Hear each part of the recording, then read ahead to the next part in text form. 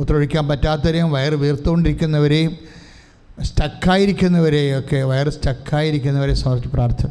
അവരുടെ ദൈന്യതയുള്ള എൻ്റെ മുഖത്തേക്കുള്ള നോട്ടം കണ്ടിട്ട് എനിക്ക് ഇപ്പോഴും വിഷമം മാറിയിട്ടില്ല.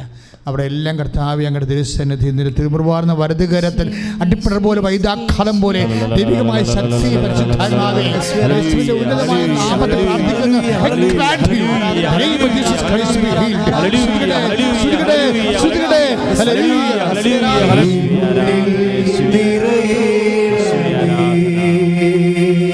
സാമ്പത്തിക ബാധ്യതകൾ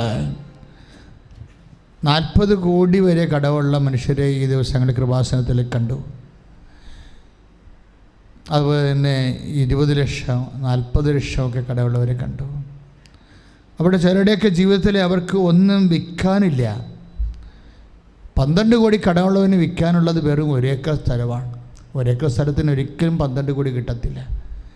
അപ്പോൾ നമുക്ക് എന്താണ് നമ്മുടെ മുമ്പിലെന്ന് വഴിയില്ലാതെ ഒത്തിരി പേര് ഈ ദിവസങ്ങളിലെ കൃപാസനത്തിൽ വന്ന് ഉടമ്പടി ചെയ്തിട്ടുണ്ട്, ഉടമ്പടി ചെയ്ത് പ്രാർത്ഥിച്ചുകൊണ്ടിരിക്കുന്നുണ്ട്. കർത്താവേ, നീയാണ് ഞങ്ങളുടെ വഴി. പരിശുദ്ധ അമ്മയിലൂടെ അവർക്കെല്ലാം കർത്താവിൻ്റെ ആശ്വാസത്തിൻ്റെ വഴികൾ ഇപ്പം തുറക്കാൻ സ്വർഗം തുറക്കണമേ എന്ന് യേശുവിന്റെ നാമത്തിൽ പ്രാർത്ഥിക്കുന്നു.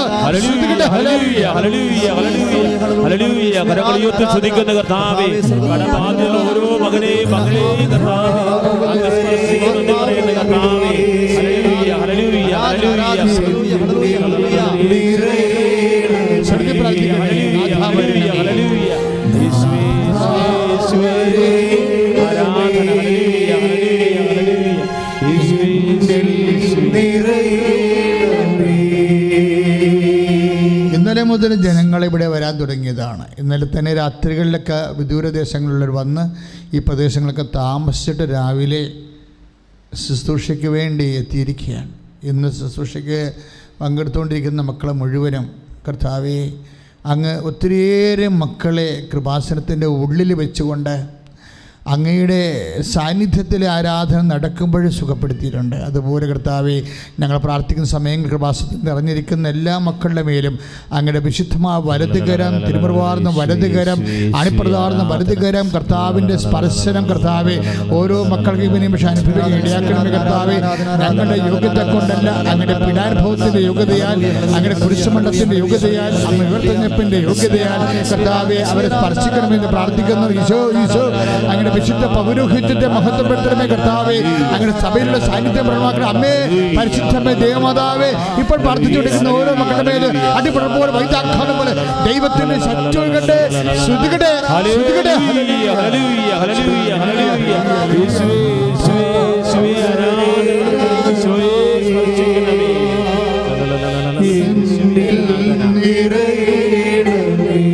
ഒരുമിച്ച് സ്വരത്തിൽ പാടുക.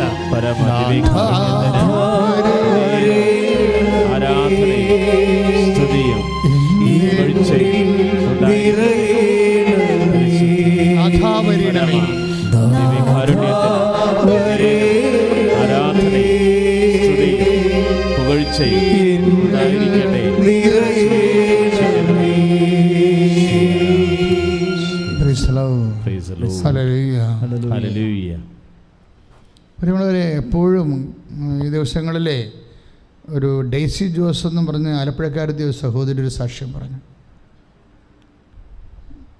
അവരുടെ സാക്ഷ്യം ഞാൻ വളരെ ശ്രദ്ധിക്കാൻ കാരണം അവർ പറഞ്ഞത് ഞാൻ 2017-ലോ 2016-ലോ ഉടമ്പടി എടുത്തതാണ്. പിന്നീട് ആ ഉടമ്പടി പ്രത്യേക കുടുംബ സാഹചര്യം കൊണ്ട് എനിക്ക് ഉടമ്പടിയുടെ ഡിമാൻഡ്സ് സാറ്റിസ്ഫൈ ചെയ്യാൻ പറ്റിയില്ല, വീണുപോയെന്ന് പറഞ്ഞു. കുറേ കഴിഞ്ഞപ്പോൾ എൻ്റെ ജീവിതം കുറച്ചുകൂടി രൂക്ഷമായ രീതിയിൽ വളരെ പ്രതികൂലമായി മാറി. അപ്പോൾ ഇതിൽ നിന്ന് ഞാൻ എങ്ങനെ രക്ഷപ്പെടും എന്ന് ഞാൻ ചിന്തിച്ച് എങ്ങനെ രക്ഷപ്പെടും. അപ്പോഴേ എൻ്റെ മുമ്പിൽ ഒരു മാർഗ്ഗവും ഇല്ലായിരുന്നു. എന്താണ്? അപ്പം ഞാൻ വിചാരിച്ചു ഒരു മാർഗ്ഗവും ഇല്ലെങ്കിൽ ഉള്ള മാർഗം ഉടമ്പടിയാണ്. ഞാൻ വന്ന് 2ാമത് ഉടമ്പടി എടുത്തു എന്ന് പറയും. ഒരു മാർഗ്ഗവും ഇല്ലെങ്കിൽ പിന്നെ എൻ്റെ മുമ്പിലുള്ള മാർഗ്ഗം എന്താ? ഈ ലോകത്താകപ്പെടെയുള്ള മാർഗ്ഗമാണ്, അനേകായിരങ്ങൾ അവലംബിച്ചിട്ടുള്ള മാർഗ്ഗമാണ്. ഒരു മാർഗ്ഗവും നമ്മുടെ മുമ്പിൽ ഇല്ല. അങ്ങനെ വരുമ്പോൾ അവിടെ മനസ്സിൽ പെട്ടെന്ന് തോന്നിയൊരു മാർഗ്ഗം എന്താ? വീണ്ടും വന്ന് ഉടമ്പടി എടുക്കുക. അപ്പോഴവർക്ക് സംഭവിച്ച കാര്യങ്ങളെക്കുറിച്ച് അവർ പറയണമെന്നുള്ള രസമാണ്. എന്താ രസം വെച്ചാൽ അവർ പറയണത് ഇതാണ്, അവിടെ ഒരു മകൻ്റെ കാര്യമാണ് അവർ പറയണത്. ഈ മകൻ അവൻ പഠിച്ചതിന് ശേഷം നെബോഷ് അതാണ് പഠിച്ചതിന് ശേഷം എവിടെ ജോലിക്ക് പോകണം എന്നൊരു ഐഡിയ ഇല്ല. ഒരു ഐഡിയയും ഇല്ലാത്തപ്പോൾ ഒരു ഐഡിയയാണ് ഉടമ്പടി. അങ്ങനെയാണ് എനിക്ക് മനസ്സിലായത്. ഒരു മനുഷ്യൻ്റെ ജീവിതത്തിൽ അങ്ങനെ വരും, ഒരു ഐഡിയയും ഇല്ലാത്തൊരു ടൈം വരും.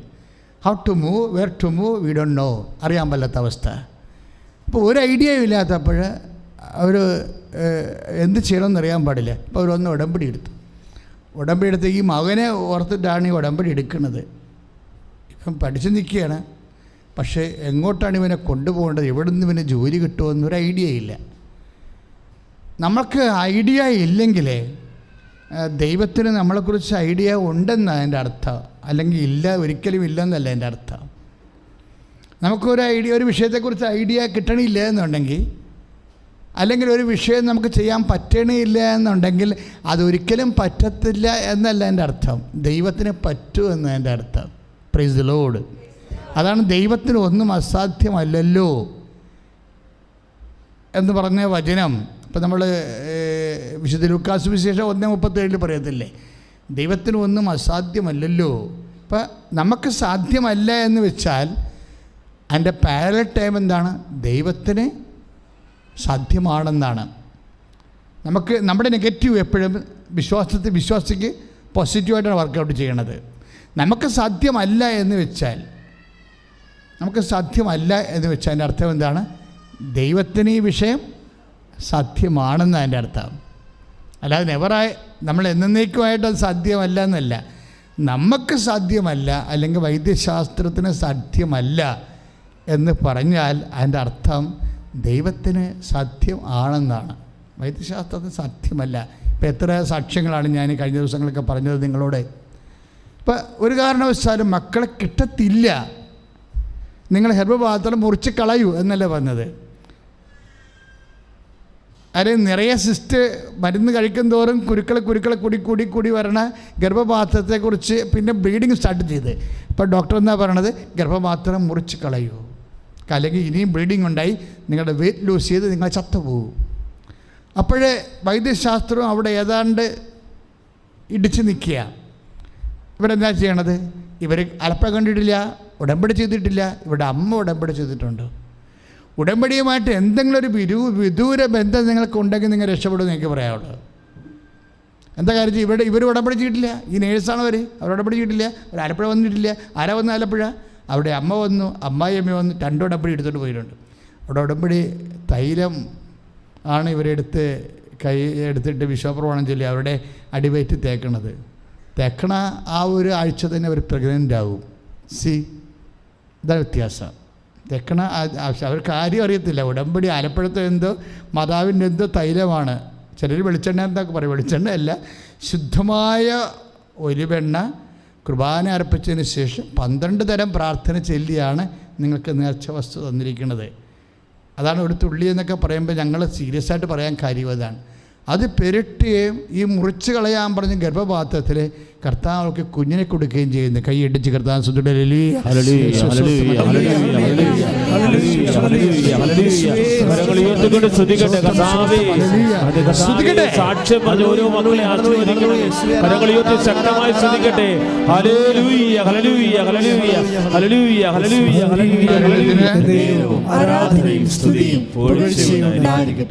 ഇത് ഒറ്റപ്പെട്ട അനുഭവമാണെന്ന് നിങ്ങൾ വിചാരിക്കരുത്.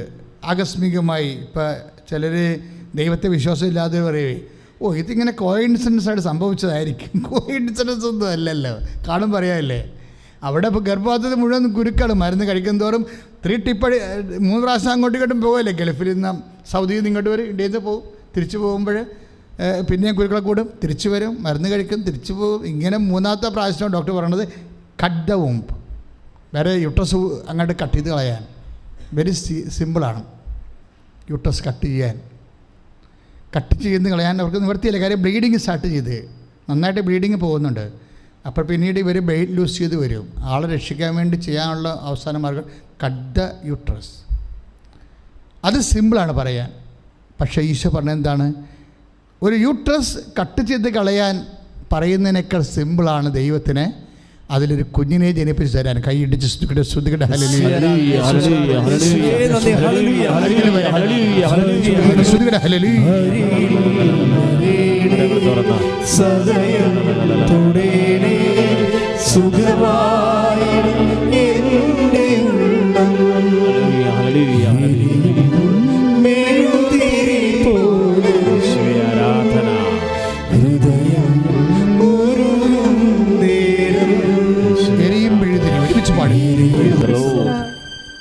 എപ്പോഴും നമ്മൾ ദൈവത്തിനെ എന്തുകൊണ്ടാണ് മഹത്വപ്പെടുത്തുമ്പോൾ എന്തുകൊണ്ട് നമ്മൾ ആഹ്ലാദിക്കണത്? കാരണം ഒന്നാമത്തെ കാര്യം, അവൻ ഇല്ലായ്മയിൽ നിന്നാണ് എല്ലാം സൃഷ്ടിച്ചത്. ബൈബിള് ഇല്ലായ്മയിൽ നിന്ന് എല്ലാം സൃഷ്ടിക്കാൻ കഴിയും എന്ന് പറഞ്ഞുകൊണ്ടാണ് ബൈബിൾ തുടങ്ങുന്നത്. നീ നെഞ്ചത്ത് വെച്ചുകൊണ്ട് നടക്കണ ബൈബിളില്ലേ, നിന്നോട് എന്താ പറയണത്? ദൈവവേദന നീ വിഷമിക്കണ്ട, ഇല്ലായ്മയിൽ നിന്ന് ലോകത്തെ മുഴുവൻ സൃഷ്ടിച്ചവനാണ് നിൻ്റെ നെഞ്ചിലിരിക്കണത്. അവൻ നിൻ്റെ ഇല്ലായ്മകളിൽ നിന്ന്. അപ്പം അമ്മ തന്നെ എന്നാ പറയണത്? യോഹന്നാൻ്റെ സുവിശേഷം നമ്മളെപ്പോഴും വായിക്കത്തില്ലേ, 2:5 എന്താണ്? ഇല്ലായ്മയാണെന്ന്, ഇല്ലായ്മയാണെന്നാണ് പറയണത്. രണ്ടാമത് ലോകം സൃഷ്ടിക്കാൻ നേരത്ത് അമ്മയുടെ സാന്നിധ്യമുണ്ട്. ഈശോ അവൻ്റെ ആത്മാവിൽ വീണ്ടും മനുഷ്യൻ്റെ നാസികയിലേക്ക് റൂഹ എന്ന് പറഞ്ഞുകൊണ്ട് ഊതിക്കൊണ്ട് വീണ്ടും ഈ പ്രപഞ്ചത്തെ യേശുവിൽ വീണ്ടും ജനിപ്പിക്കുന്നു. നിക്കോദീമോസിനോട് പറഞ്ഞില്ലേ, എന്താ കർത്താവ് പറഞ്ഞത്? നീ വീണ്ടും ജനിച്ചില്ലെങ്കിൽ ദൈവരാജ്യത്തിൻ്റെ പടി പോലും കാണത്തില്ല. വീണ്ടും ഈ ലോകത്തെ ജനിപ്പിക്കാൻ വേണ്ടി വന്നവൻ അമ്മയുടെ സാന്നിധ്യത്തിലാണ് ജനിപ്പിക്കണത്. ഈ മനുഷ്യനെ ജനിപ്പിക്കണത്, വീണ്ടും ജനിപ്പിക്കണത്, ആത്മാവിൽ ജനിപ്പിക്കണത്. പ്രാർത്ഥിക്കുക, കർത്താവേ പരിശുദ്ധാത്മാവിൽ എന്നെ വീണ്ടും ജനിപ്പിക്കുവാൻ ആത്മാവിൻ്റെ വചനങ്ങളാല് വഴി നടത്തലുകളാല് റോമ 8:14 അനുസരിച്ചുകൊണ്ട് ദൈവാത്മാവിനെ നയിക്കപ്പെടുന്നവരെല്ലാം ദൈവത്തിന്റെ മക്കളാകുവാൻ കർത്താവേ എന്നെയും ദൈവ പൈതലാക്കുവാൻ എന്നിലേക്ക് ആത്മാവിനെ ആവേശിപ്പിക്കണമേ. ശ്രുതികട്ടെ ഹല്ലേലൂയ ഹല്ലേലൂയ ഹല്ലേലൂയ. കർത്താവേ കരങ്ങളുയർത്തി പ്രാർത്ഥിക്കുന്ന കർത്താവേ, ഞങ്ങളിലേക്ക് ആത്മാവിനെ വർഷിക്കണമേ. ആവോ യേശുദേവ. ഹല്ലേലൂയ ഹല്ലേലൂയ ഹല്ലേലൂയ ഹല്ലേലൂയ ഹല്ലേലൂയ. യേശുവേ ആരാധന. ഹല്ലേലൂയ ഹല്ലേലൂയ ഹല്ലേലൂയ. യേശുവേ ആരാധന. ഹല്ലേലൂയ ഹല്ലേലൂയ ഹല്ലേലൂയ ഹല്ലേലൂയ. യേശുവേ ആരാധന. എൻ്റെ ദൈവവേദന നീ കർത്താവിനെ ആരാധിച്ചുകൊണ്ടിരിക്കുകയാണ്, ഹൃദയം കൊണ്ട്, മനസ്സുകൊണ്ട്, കൈകൊണ്ട്, കണ്ണുകൊണ്ടെല്ലാം. അപ്പോഴൊക്കെ നീ വിചാരിക്കണം, നിൻ്റെ ഇല്ലായ്മയെല്ലാം വീണ്ടും ഇല്ലായ്മയിൽ നിന്ന് ദൈവം ലോകത്തെ സൃഷ്ടിക്കുമ്പോൾ പരിശുദ്ധ അമ്മയാണത് ഇൻട്രൊഡ്യൂസ് ചെയ്യണത്. ഞങ്ങളൊക്കെ പട്ടം കിട്ടുന്ന സമയത്ത് ഞങ്ങളെ ബിഷപ്പിന് ഇൻട്രൊഡ്യൂസ് ചെയ്യണ റെക്ടറച്ചനാണ് ഞങ്ങളെ പഠിപ്പിച്ച റെക്ടറച്ചനാണ്. ഞാൻ ആലുവയിലാണ് പഠിച്ചത്. അപ്പോൾ ആലുവയിൽ നിന്ന് റെക്ടറച്ചനെന്ന് വരാൻ പാടായിരുന്നു, വൈസ് റെക്ടറിനെ വിട്ടു. വൈസ് റെക്ടറാണ് ഇയാളെ പട്ടം കൊടുക്കാൻ വേണ്ടി അഭിഷേകത്തിനായിട്ട് ഇൻട്രൊഡ്യൂസ് ചെയ്യണത്. ഏതാണ്ട് ഇതുപോലെ ഒരു കർമ്മമാണ് പരിശുദ്ധ അമ്മ ചെയ്യണത്. ഇല്ലായ്മക്കാരനെ ഇൻട്രൊഡ്യൂസ് ചെയ്യും കർത്താവിൻ്റെ അടുത്ത്. ദൈവ പൈതലെ, നിന്നെ ഇന്ന് നിൻ്റെ അമ്മ യേശുവിൻ്റെ മുമ്പിൽ നിന്നെ ഇൻട്രൊഡ്യൂസ് ചെയ്യും. കൈയിട്ടിച്ച് ശ്രുതികട്ടെ ശ്രുതികട്ടെ. കർത്താവേ ഉടമ്പടിയെടുത്ത ഓരോ മക്കളെയും സമർപ്പിക്കുന്ന കർത്താവേ, എല്ലാവരെയും അമ്മ ഇൻട്രൊഡ്യൂസ് ചെയ്യാണ് കർത്താവേ. യേശുവേ ആരാധന, യേശുവേ ആരാധന.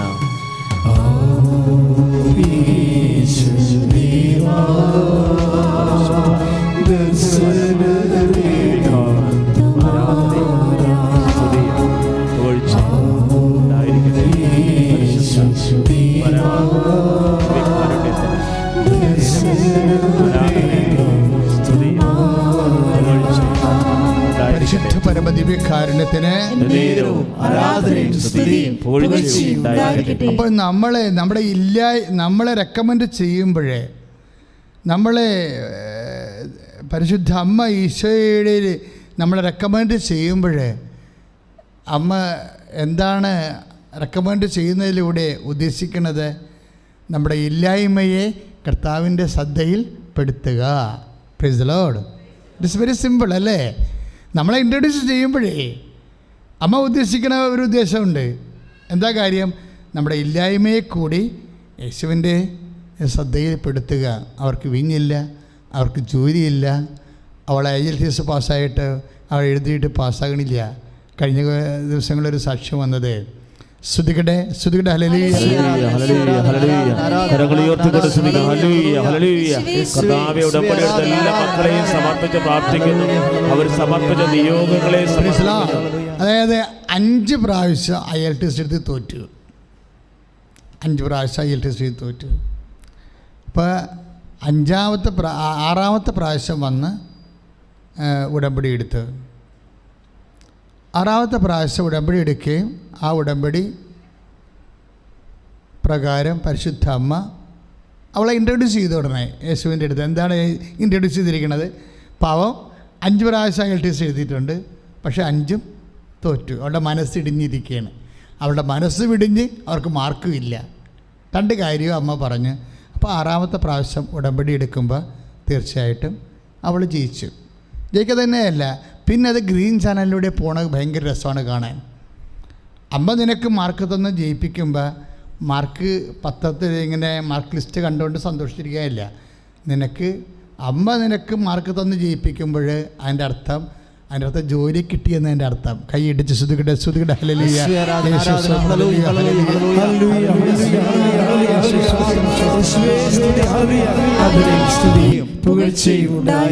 നിങ്ങൾ ഈ ഉടമ്പടി എടുക്കുമ്പോൾ നിങ്ങൾക്ക് ഒരു തോന്നി, അയ്യോ ഉടമ്പടി എടുക്കാൻ വേറെ ഒരു മാർഗ്ഗമില്ലല്ലോ, ഉടമ്പടിയിലെ ഒരു മാർഗ്ഗമുള്ളൂ. പക്ഷേ ഇതെങ്ങനെ ചെയ്യാൻ പറ്റും? നമുക്കൊരു ഐഡിയ ഇല്ല. ഇപ്പം ജോലി എങ്ങനെ കിട്ടും, കടമെങ്ങനെ പരിഹരിക്കും, രോഗം എങ്ങനെ സുഖപ്പെടും, നമുക്കൊരു ഐഡിയ ഇല്ല. പക്ഷേ എപ്പോഴും ദൈവം പറയുന്നത് എന്താണ്? ഇന്ന് കാണുന്ന നാളെ കാണത്തില്ലെന്ന് പറയും. മാസത്ത് പ്രശ്നങ്ങൾ കൂടുമ്പോഴേ, നമ്മുടെ ജീവിതത്തിലെ പ്രശ്നങ്ങൾ കൂടുമ്പോൾ ബൈബിൾ എന്താ പറയണത്? നിങ്ങൾ ഇന്ന് കാണുന്ന ഈജിപ്ഷ്യൻസിനെ നാളെ നിങ്ങൾ കാണത്തില്ല എന്ന് പറയും. അതാണ് സംഭവം. ഇന്ന് കാണുന്ന സിസ്റ്റ്, ഇപ്പോൾ ഉടമ്പടി, ഇപ്പോൾ ഡോക്ടർ സ്കാൻ ചെയ്തപ്പോൾ സിസ്റ്റ് ഉണ്ടായി. അപ്പോൾ സെക്കൻഡ് ഒപ്പീനിയൻ വീണ്ടും സ്കാൻ ചെയ്ത് അപ്പോഴും സിസ്റ്റ് ഉണ്ട്. ഉടമ്പടി എടുത്തു കഴിഞ്ഞപ്പോൾ സിസ്റ്റ് കാണുന്നില്ല. എത്ര സാക്ഷ്യം വേണം നിങ്ങൾക്ക് യൂട്യൂബിൽ? അപ്പോൾ ഇന്ന് കാണുന്ന നിങ്ങളുടെ കണ്ണീരിനെ പെടുത്തുന്ന സാഹചര്യങ്ങൾ അല്ലെങ്കിൽ വ്യക്തികൾ, ഇപ്പം ചിലർ നമ്മളെ മാത്രം നോക്കി ടാർഗറ്റ് ചെയ്തുകൊണ്ട് കേസ് കൊടുക്കും. നമ്മളെ മാത്രം ഓഫീസുകളിലൊക്കെ നമ്മളെ മാത്രം ടാർഗറ്റ് ചെയ്തുകൊണ്ട് പാരപണിയും ഇല്ലേ? എന്തെല്ലാം തരത്തിലുള്ള ബുദ്ധിമുട്ടുകളാണ് ഓഫീസുകളിൽ ഓരോരുത്തർ അനുഭവിച്ച് കൂട്ടുന്നത്. അപ്പോൾ നമ്മളോർക്കും ദൈവമേ എന്തെല്ലാം സ്ഥലത്ത് ഇടിവെട്ടണ, അവൻ്റെ വീട്ടിലൊന്ന് ഇടിവെട്ടിച്ചാൽ മതിയായിരുന്നത്. നമുക്ക് സഹിക്കാൻ പറ്റാത്ത കൊണ്ട് പറഞ്ഞു കൊണ്ടാണ്. ആ തെറ്റും ശരിയല്ല ഞാൻ അതിനെക്കുറിച്ച് പറയണത്. പക്ഷേ ഇവരൊക്കെ അവിടെ അവരൊക്കെ പൈസ ഉണ്ട്, യൂണിയനിൽ ഭയങ്കര പിടിപാടാണ്, സർക്കാരുമായിട്ട് ബന്ധമുണ്ട് ഭയങ്കര. ഇവരൊക്കെ ആരെ തൊടാനാണെന്ന് പറയും. ആരെ തൊടാനാണെന്ന് നീയൊന്നും പറയണ്ട. അമ്മ ഇങ്ങനെ കൈ നീട്ടി അവൻ തൊട്ടിരിക്കും അവിടെ. ഞാനിവിടം വരെ എത്ര മുമ്പ് കുറേ ആൾക്കാർ ഇത് പലതരത്തിലുള്ള പണിയൊക്കെ ഇച്ചിട്ടുണ്ട്. അവസാനം പുള്ളിക്കാരത്തെ വന്ന് ഇങ്ങനെ തൊട്ടു. അതോടെ ചാപ്റ്റർ ക്ലോസ് ചെയ്യും. അപ്പം നീ ഓർക്കണം, നിൻ്റെ പ്രതിയോഗികൾ നാളെ നിൻ്റെ സ്നേഹിതരായിട്ട് മാറും. ആ ദൈവത്തിൻ്റെ നാമത്തിൽ നിന്ന് പ്രഖ്യാപിച്ച് കൈവർത്തിക്കൊണ്ട് എൻ്റെ പ്രതിയോഗികൾ ദൈവനാമത്തിൽ ഞാൻ പ്രഖ്യാപിക്കുന്നു, നാളെ എൻ്റെ സ്നേഹിതരായി മാറും. എൻ്റെ ഇല്ലായ്മകള്, എൻ്റെ രോഗങ്ങള് പരിശുദ്ധ അമ്മയുടെ മാധ്യസ്ഥത്തിലെ പരിശുദ്ധ കുർബാനയെ സാക്ഷ്യമാക്കി ഞാൻ പ്രഖ്യാപിക്കുന്നു. നാളെ അത് സൗഖ്യമായി മാറും. എൻ്റെ കടങ്ങള് നാളെ ഈശോയുടെ നാമത്തിലെ ഞാൻ പ്രഖ്യാപിക്കുന്നു. നാളെ അത് ധനമായി മാറും. എൻ്റെ തോൽവികളെ ഈശോ നാമത്തിലെ ഞാൻ പ്രഖ്യാപിക്കുന്നു, എൻ്റെ വിജയമായി മാറും. ശ്രുതികട്ടെ, ഞങ്ങൾ സമർപ്പിച്ച എല്ലാ കാര്യങ്ങളുടെ മേലും, ഞങ്ങളുടെ നിയോഗങ്ങളുടെ മേലും, ഞങ്ങൾ പ്രഖ്യാപിച്ച ഞങ്ങളുടെ നിയോഗങ്ങളുടെ മേലും ദിവ്യകാരുണ്യ അനുഭവം നൽകണമേ. ഈശോയെ ആരാധന. നമ്മൾ ആ ഡെയ്സി ജോസിൻ്റെ വിഷയമാണ് എടുത്തത് ആദ്യം, പിന്നെ ഈശോ ആത്മാവ് വരെ രീതി കൊണ്ടുപോയി. പക്ഷെ നന്നായി, വളരെ നന്നായി. ഡെയ്സി ജോസിൻ്റെ വിഷയം എന്താ വെച്ച് കഴിഞ്ഞാൽ, ഇവരുടെ മകൻ പറഞ്ഞ പോലെ നെബോഷ അത് പഠിച്ചു. പക്ഷേ ഇവർക്ക് ജോലി എവിടെ നിന്ന് കിട്ടുമെന്നോ എങ്ങോട്ട് പോകണമെന്നോ ഒന്നും അറിയത്തില്ല. അപ്പോഴറിയാവുന്ന എന്താണ്, ഞാൻ ഉടമ്പടി എടുത്തു എന്നറിയാം, അത്രയേ ഉള്ളൂ. വേറെ അറിവൊന്നും വേണ്ട മക്കളെ, വേറെ അറിവൊന്നും വേണ്ട. നമുക്ക് എന്ത് ചെയ്യും, എങ്ങനെ വീടും കടം വീടും അങ്ങനെ ഒരു അറിവ് വേണ്ട. അത് നിങ്ങളെ ബുദ്ധി അവിടെ ഉപയോഗിക്കുന്നതുകൊണ്ട് അങ്ങനെ വരുന്നത്. നമ്മളെ വരെ ബുദ്ധി ഉപയോഗിക്കത്തില്ലേ, അതുകൊണ്ടാണ് നമുക്കങ്ങനെ ഒരു നിങ്ങൾ ഉണ്ടാക്കിയിരിക്കുന്ന ഉത്കണ്ഠകളെല്ലാം ഇൻ്റലക്ച്വലായിട്ടുള്ള ആങ്സൈറ്റിയാണ്. പറഞ്ഞ മനസ്സിലായാ? നിങ്ങളെ ബുദ്ധി കൊണ്ട് ആ വിഷയം കൈകാര്യം ചെയ്യുന്നതുകൊണ്ട് നിങ്ങളുടെ ആങ്സൈറ്റി ഒരു ഇൻ്റലക്ച്വൽ ആങ്സൈറ്റിയാണ്, ബൗദ്ധികമായ. ഇപ്പം ഈ സഹോദരി പേരെന്താ, അതായത് ഡെയ്സി ജോസിന് ഈ പ്രശ്നമുണ്ടായി. എങ്ങനെയാണ് ഇവന് രക്ഷപ്പെട്ട് വരണതിനെക്കുറിച്ച് അറിയത്തില്ല. അറിയാവുന്ന എന്താണ്, ഞാൻ ഉടമ്പടി എടുത്തിട്ടുണ്ടോ എന്ന് മാത്രമേ അറിയത്തുള്ളൂ. അത് മതി, ആ ഒരു അറിവ് മതി. എന്താ കാര്യം വെച്ചാൽ, ദൈവം ഈ വിഷയത്തിൽ ഇനി തീരുമാനങ്ങൾ എടുക്കും. പക്ഷെ നമ്മളത് കറക്റ്റ് ചെയ്യണം. എന്താണ് ഉടമ്പടി എന്ന് പറയുന്നത്? എന്താണ്? അവൻ പറയുന്നത് പോലെ ചെയ്യുന്നതാണ് ഉടമ്പടി. അത് അമ്മയുടെ മധ്യസ്ഥത്തിൽ അവൻ പറഞ്ഞതുപോലെ അല്ല, അമ്മ പറഞ്ഞ പോലെ അല്ല, ഈശോ പറഞ്ഞതുപോലെ ജീവിച്ചു കൊള്ളാവുന്നു. സിമ്പിളല്ലേ? ഈശോ പറഞ്ഞ പോലെ ജീവിച്ചു കൊള്ളാവുന്നു. ഇപ്പോൾ ചില സമയത്തൊക്കെ ആരെങ്കിലുമൊക്കെ കൃപാസനത്തിനെതിരെ അറിയാൻ പാടില്ലാത്തവരൊക്കെ എന്തെങ്കിലുമൊക്കെ ക്രിറ്റിസിസമൊക്കെ ചെയ്യും. പക്ഷേ ഉടനെ മറുപടിയും വരും. ആരെങ്കിലുമൊക്കെ മറുപടി പറയും. എന്താണ്? അത് അച്ഛനൊരു ഇടവക വികാരിയാണ്. കാര്യമെന്ന് വെച്ചാൽ അച്ഛന് രൂപതയുണ്ട്. ഇവിടെ എന്തെങ്കിലും മിസ്റ്റേക്ക് ഉണ്ടെങ്കിൽ തിരക്കാനും നോക്കാനും അന്വേഷിക്കാനും ഒക്കെ രൂപതയുണ്ട്. രൂപത കഴിഞ്ഞിട്ട് KCBC ഉണ്ട്. നിങ്ങൾ അതിൻ്റെ ബുദ്ധിമുട്ട് വരണ്ട, കൃത്യമാണ് മറുപടി. അപ്പോൾ ഇങ്ങനെ ഓരോ സമയത്ത് ഓരോ വിഷയങ്ങളുണ്ടാകാം. പക്ഷേ എപ്പോഴും വെച്ചാൽ ഇവിടെ ഉണ്ടാകുന്ന വിഷയങ്ങളെല്ലാം ഒരു പക്ഷേ വിശ്വാസിക്ക് പലപ്പോഴും പുതുതായിട്ട് വരാറുണ്ട്. അതുകൊണ്ടാണ് നമുക്ക് മനസ്സിലാക്കാനുള്ള ബുദ്ധിമുട്ടുള്ളത്. അമ്മ പ്രത്യക്ഷപ്പെട്ടതിന് ശേഷം കിട്ടിയ തന്ന പ്രാർത്ഥനയായത് കാരണം പല വിഷയങ്ങളും സാധാരണ ഫോർമാറ്റിലല്ല ഇത് വർക്ക് ചെയ്യണത്. ഇപ്പം തന്നെ ഈ ഡെയ്സി ജോസിൻ്റെ വിഷയം എന്താ, അവളുടെ മകന് ജോലിയില്ല എന്ന് കഴിഞ്ഞപ്പോൾ ഇവൻ പിന്നെ വെറുതെ റോഡിലോട്ട് പോയതാണ്. ഒരു വിഷയം സ്റ്റോറി വർക്കൗട്ട് ചെയ്യണം നോക്കണം. ഉടമ്പടി എടുത്തതിന് ശേഷം പിന്നീട് വന്ന സ്റ്റോറി വർക്കൗട്ട് ചെയ്യുന്ന രീതി നോക്കണം. ഇവൻ വെറുതെ റോഡിലോട്ട് ചെല്ലുമ്പോൾ എന്താ സംഭവിക്കുന്നത്, അവൻ്റെ ഒരു പഴയ കൂട്ടുകാരനെ കണ്ടുമുട്ടുന്നു. പഴയ കൂട്ടുകാരൻ അപ്പോഴവൻ ഗൾഫിൽ നിന്ന് വന്നതാണ്. അപ്പോൾ അവനെ കണ്ട് അവനോട് പഴയ പരിചയം പുതുക്കി ഇടാ, ഞാൻ ജോലിയില്ലാതെ നിൽക്കുകയാണ്, അവിടെ വല്ല രക്ഷ ഉണ്ടാകുന്ന ചോദിക്കും. നമ്മൾ സാധാരണ ചോദിക്കുകയല്ലേ. അപ്പോഴവന് ഇവനോട് പറയണത്, നീ ഇവിടെ നിന്നിട്ട് കാര്യമൊന്നുമില്ല, നീ വിസിറ്റ് എടുത്ത് അങ്ങോട്ട് വരാൻ പറയും. വിസിറ്റ് എടുത്തിട്ട് ദുബായിലേക്ക് ചെല്ലാൻ പറയും. പക്ഷേ പ്രോബ്ലം എന്താണ്, അവിടെയും എടുത്തിട്ട് ചെല്ലാനേ പറയുന്നുള്ളേ, അല്ലാതെ ഒരു ജോലി കണ്ടിട്ട് പറയണമല്ല. ഇവനൊരു ജോലി ഇന്ന ആളിനോട് പറഞ്ഞിട്ട് ഇവന് കൊടുക്കാം എന്നെല്ലാം പറയണത്. സത്യം പറഞ്ഞാൽ പരുവക്കാരാണെന്ന് പറഞ്ഞാൽ മതി, ആ ചാപ്റ്റർ ക്ലോസ് ചെയ്യും. ഉടമ്പടി എടുത്തില്ലെങ്കിൽ അവൻ ജോലി കണ്ടിട്ട് കൊടുക്കാമെന്ന് ഓഫർ ചെയ്തവൻ, നീ വിസിറ്റ് എടുത്ത് വാ എന്ന് പറയുന്നവൻ ഇവൻ എന്ത് ജോലി കൊടുക്കും, എവിടുന്ന് കൊടുക്കുമെന്ന് ഇവന് ഐഡിയ ഇല്ല. അപ്പം എന്നിട്ട് അവൻ പറയണേ, നീ വിസിറ്റ് എടുത്ത് വരാൻ പറയുകയാണ്. അപ്പോൾ വിസിറ്റ് എടുത്ത് വരാൻ പറയുമ്പോൾ ഇവൻ വിസിറ്റ് എടുത്ത് പോയിട്ട് ഇവൻ്റെ കൂടെ മുറി താമസിക്കുകയാണ്. പിന്നീട് കുറേ അവൻ്റെ ബയോഡേറ്റയൊക്കെ CV ഒക്കെ എല്ലായിടത്തും കൊടുത്ത് അങ്ങനെ കാത്തിരിക്കുകയാണ്. ഓരോയിടത്തും വിളിയുമില്ല, പറച്ചിലുമില്ല. ആ കൂട്ടുകാരൻ്റെ ഭക്ഷണം കഴിച്ചാൽ അവിടെ താമസിക്കണം. അവിടെ പെട്ടെന്ന് വേറൊരു ഒരുത്തം ആ ഫ്ലാറ്റിൻ്റെ അവിടെ ഒരുത്തം ബൈക്ക് കൊണ്ടുവന്ന് നിർത്തി. ആ ബൈക്കുകാരന് ഈ റൂംമേറ്റിന് പരിചയമുണ്ട്. അപ്പോൾ അവനോട് ചോദിച്ചേടാ, എൻ്റെ കൂട്ടുകാരൻ വന്ന് നിന്നിട്ട് 5-6 ദിവസമായി, നിങ്ങളുടെ കമ്പനി വല്ല രക്ഷ ഉണ്ടാകുന്ന ചോദിക്കും. ഇവിടെയൊക്കെ ഒന്നും ഉറപ്പുള്ള കാര്യമല്ലേ. ഉറപ്പില്ലാത്ത വഴികളിലൂടെ ഉടമ്പടി പോണത് നിങ്ങളറിയണം. അതായത് അപ്പോൾ അയാൾ പറഞ്ഞത് എന്താണെന്ന് വെച്ചാൽ, അയാൾ പറയും പാകിസ്ഥാൻകാരനാണ് മാനേജർ, എങ്ങനെ വരുമെന്ന് അറിയാൻ പാടില്ലെന്ന് പറയും. പാകിസ്ഥാൻകാരനാണ് മാനേജർ, പക്ഷേ എങ്ങനെ വരുമെന്ന് അറിയാൻ പാടില്ല, എന്നാലും നീ വാന്ന് പറയും. ഇവനവിടെ ചെല്ലും, ഇൻ്റർവ്യൂ നടക്കും. ഇൻ്റർവ്യൂ നടന്ന് ഈ പാകിസ്ഥാൻ മാനേജർ ഇവനെ ജോലിക്കെടുക്കും. അപ്പോൾ ജോലിക്കെടുക്കണമല്ല പ്രശ്നം, ജോലിക്കെടുത്തതിന് ശേഷം പിന്നെ സംഭവിക്കുന്നത്, ഇവൻ 3 മാസം കൂടുമ്പോൾ ശമ്പളം ഇങ്ങനെ വർദ്ധിക്കും. ശമ്പളം വർദ്ധിച്ചു, 1ാമത്തെ പ്രാവശ്യം വർദ്ധിച്ചു, പിന്നെ 2ാമത്തെ 3 പ്രാവശ്യം വർദ്ധിച്ചു, 3ാമത്തെ പ്രാവശ്യം വർദ്ധിച്ചപ്പോൾ ഇത് ഇരട്ടിയായപ്പോൾ ഇവന് പേടിയായി. എന്താ കാര്യം, ഈ HR-ന് ചിലപ്പോൾ തെറ്റിപ്പോയതായിരിക്കും. ഇവൻ നേരെ ഈ പൈസയും കൊണ്ട് ഓഫീസിൽ ചെന്നപ്പോൾ, സാറേ തെറ്റിപ്പോയിട്ടെന്ന് തോന്നണേ, എൻ്റെ ശമ്പളത്തിൽ വരണമെന്ന് തോന്നാമെന്ന് പറഞ്ഞു. അപ്പോൾ മാനേജർ പറഞ്ഞു, നിൻ്റെ ശമ്പളം തന്നെയാണ്, നിനക്ക് വേണ്ടെങ്കിൽ വെച്ച് പോയിക്കൊള്ളാൻ പറയും. അപ്പോൾ ഇതെന്ത് സംഭവിക്കണത്, ദൈവം നമുക്ക് തരുമ്പോഴേ അമർത്തി കുലുക്കി വാഗ്ദാനങ്ങളല്ലേ.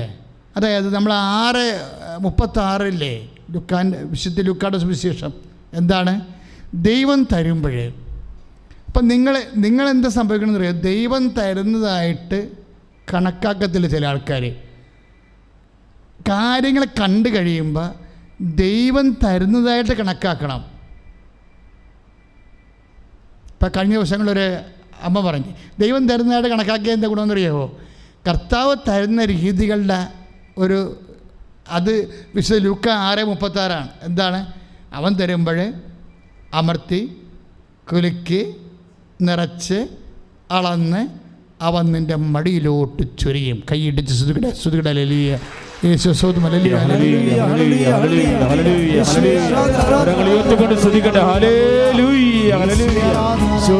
സ്പർശിക്കണമേ കർത്താവേ, ലോകത്തെ നാനാഭാഗങ്ങളിൽ നിന്ന് പ്രാർത്ഥിക്കുന്നവരെ ഇപ്പോൾ ആരാധനയും സ്തുതിയും പുകഴ്ചയും ഉണ്ടായിരിക്കട്ടെ. പരിശുദ്ധ പരമ ദിവ്യകാരുണ്യത്തിന് നേരവും ആരാധനയും സ്തുതിയും പുകഴ്ചയും ഉണ്ടായിരിക്കട്ടെ. ചില ആൾക്കാർക്കൊരു കുഴപ്പമുണ്ട്, നിങ്ങൾക്ക് ഉണ്ടാകും ആ കുഴപ്പം. ഈ നമുക്ക് അനുഗ്രഹം കിട്ടിക്കഴിയുമ്പോൾ ദൈവം തന്നതായിട്ട് നമ്മൾ കരുതത്തില്ല. ദൈവം കിട്ടണവരെ എല്ലാം ദൈവം എന്ന് പറയും. കിട്ടിക്കഴിയുമ്പോൾ ദൈവം തന്നതായിട്ട് കരുതത്തില്ല. ഇതൊരു അപകടമാണ്. പരിശുദ്ധാത്മാവ് ഇപ്പം നമ്മളെ നയിക്കുന്നത് കൊണ്ടാണ് ഇപ്പോൾ ഈ അപകടം നിങ്ങളോട് പറയണത്. ഇപ്പോൾ ഉദാഹരണത്തിന് കഴിഞ്ഞ ദിവസങ്ങളിൽ ഒരു ചേച്ചി കേട്ടൊക്കെ എഴുതി.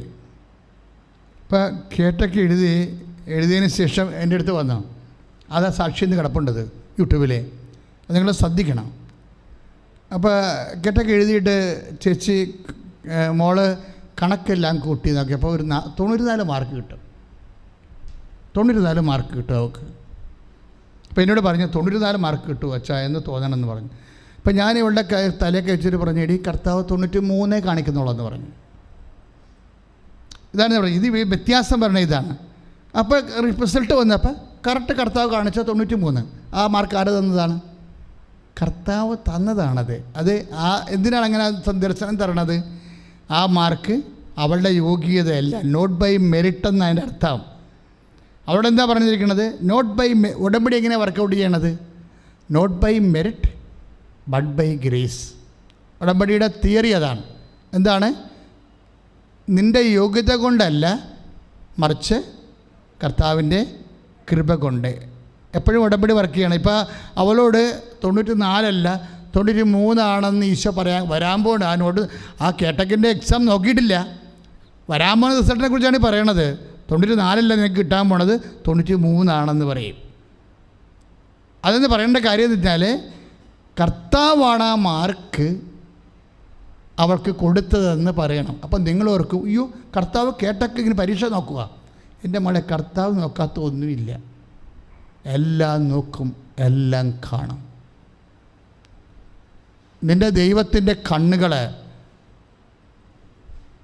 നിൻ്റെ എല്ലാ വിഷയങ്ങളെയും എപ്പോഴും ശ്രദ്ധിക്കുന്നതാണെന്ന് ആദ്യം അറിയേണ്ടത് നീ തന്നെയാണ്. ചില ആൾക്കാർ അറിയത്തില്ല. ചില ആൾക്കാർ ജയിച്ച് കഴിയുമ്പോൾ പറയാം, ഓ പിന്നെ ഞാൻ ഇപ്പം അമ്മമാരൊക്കെ പറയണില്ലേ, എനിക്ക് ചില സമയത്ത് സങ്കടം വരും. എന്ത് പ്രശ്നം വെച്ച് കഴിഞ്ഞാൽ മകള് അവർ ഇതുപോലെ 95-96 മാർക്ക് മേടിച്ച് കഴിയണവരെ അമ്മ ഉടമ്പടിയും ചെയ്യും, ഉടമ്പടി പ്രാർത്ഥിക്കുകയും ചെയ്യും. രാവിലെ നീലത്തിരി, രാത്രി പച്ചത്തിരിയൊക്കെ കത്തിച്ചൊക്കെ പ്രാർത്ഥിക്കും. പ്രാർത്ഥിച്ചെല്ലാം കഴിഞ്ഞിട്ട് റിസൾട്ട് വന്ന് മാർക്ക് കിട്ടിക്കഴിയുമ്പോൾ പക്ഷേ പിന്നെ ഈ ഉടമ്പടി ചെയ്ത അമ്മ എന്താ പറയണത്? ബന്ധുക്കളോടൊക്കെ നാട്ടുകാരോടും പള്ളിയിൽ പോകുമ്പോഴൊക്കെ പറഞ്ഞത് എന്താണ്? പിന്നെ പറയണത് അവരാ കൊച്ചിന് വേണ്ടി രാത്രി മുഴുവൻ ഉറക്കം ഇരുന്ന് കഷ്ടപ്പെട്ടതും വിഷമിച്ചതും പഠിപ്പിച്ചതും ഒക്കെയുള്ള കാര്യമാണ്. പിന്നെ വെറുതെയാണ് ഇത്തരം മാർഗ്ഗമുണ്ട്. ഞാൻ ഉറങ്ങി, അവിടെ പരീക്ഷ തുടങ്ങിയിട്ട് ഞാൻ ഉറങ്ങിയിട്ടില്ലെന്ന് പറയും. വിഷയം പറഞ്ഞ കണ്ട, ദൈവം തന്നത് ഇപ്പം അമ്മ തന്നതാക്കിയേ. ഇവിടെയാണ് അപകടം വരണത്. ദൈവം കൊടുത്ത മാർക്കാണത്. ഇപ്പം ന്യൂട്രലായിട്ട് ഈ അമ്മ തന്നെ ഈ പന്നി പ്രസവിക്കുമ്പോൾ നമ്മൾ ഈ പന്നി വളർത്തുന്ന ആൾക്കാർക്കറിയാം. ഞങ്ങളുടെ സെമേരി പന്നി ഉണ്ടായിരുന്നു ഒത്തിരി. അത് വളർത്തുമ്പോൾ തന്നെ പന്നി നോക്കുന്ന ആളെന്ത് ചെയ്യുന്നറിയാവുക, പന്നി പ്രസവിക്കാൻ പോകുമ്പോൾ തന്നെ അയാൾ അവിടെ നിന്ന് മാറത്തില്ല. പ്രസവിച്ച് കഴിയുമ്പോൾ തന്നെ കുഞ്ഞിനെ എല്ലാത്തിടത്ത് മാറ്റിക്കളയും. എന്താ കാര്യം? ഈ ഗർഭചൂലി എന്ന് പറഞ്ഞ സംഭവമില്ലേ? ഇപ്പം സ്ത്രീകൾക്കൊക്കെ നമ്മൾ അമ്മമാരൊക്കെ പ്രസവിക്കുമ്പോൾ നമ്മൾ കുറേ മരുന്നൊക്കെ കൊടുക്കത്തില്ലേ? അതുപോലെ പന്നി അതിൻ്റെ കുഞ്ഞിനെ തന്നെയാണ് കഴിക്കണത്. പന്നി അതിൻ്റെ കുഞ്ഞിനെ തന്നെയാണ് കഴിക്കണത്. ഒരു 5 ഒരു 20 പ്രസവിക്കും, ഒരു 7 അതിനപ്പം തന്നെ പന്നി കഴിക്കും. അങ്ങനെയാണ് അത് നേരെയൊക്കെ ഇരിക്കണത്. ഗർഭചൂലിന് വേണ്ടി കഴിക്കണത് സ്വന്തം കുഞ്ഞിനെ തന്നെ കഴിക്കും. ചില അമ്മമാർ ദൈവത്തിൻ്റെ അനുഗ്രഹം സ്വന്തമായിട്ട് കഴിക്കും. അത് പ്രധാന അപകടമെന്ന് പറയണത് പന്നിയുടെ സ്വഭാവമാണ്. ദൈവത്തിനെ കൊണ്ട് ഉടമ്പടി എടുപ്പിച്ച് എല്ലാം കാര്യം നേടിയച്ചും പെട്ടെന്ന് പറയും, ഞാൻ അവളുടെ കൂടെ ഉറക്കം കിടന്ന് ഇത്ര ദിവസം എൻ്റെ കണ്ണും എന്തെങ്കിലും ഈ ആൾക്കാർ പറഞ്ഞില്ലേ ഞാൻ ഇരിക്കലും വെച്ചുകൊണ്ടായിരുന്നെന്ന് പറഞ്ഞത്. അതുപോലെ ചിലപ്പോൾ നമ്മൾ തന്നെ പറയും, ഓ ഞാൻ കുറേ കഷ്ടപ്പെട്ടായിരുന്നു, ഉടമ്പടി എടുത്തില്ലായിരുന്നെങ്കിലും ഞാൻ ജയിച്ചേനം. അപ്പോഴേ അതുപോലെ നമ്മൾ ദൈവത്തിൻ്റെ കിട്ടേണ്ട അനുഗ്രഹവും മഹത്വവും നമ്മൾ സ്വയമായിട്ട് അടിച്ചു മാറ്റും. ഇത് വളരെ ശ്രദ്ധിക്കണം. കാര്യം കണ്ടു കഴിയുമ്പോൾ നിങ്ങളുടെ ചില ആൾക്കാരുടെ നിലപാടുകൾ മാറാൻ സാധ്യതയുണ്ട്.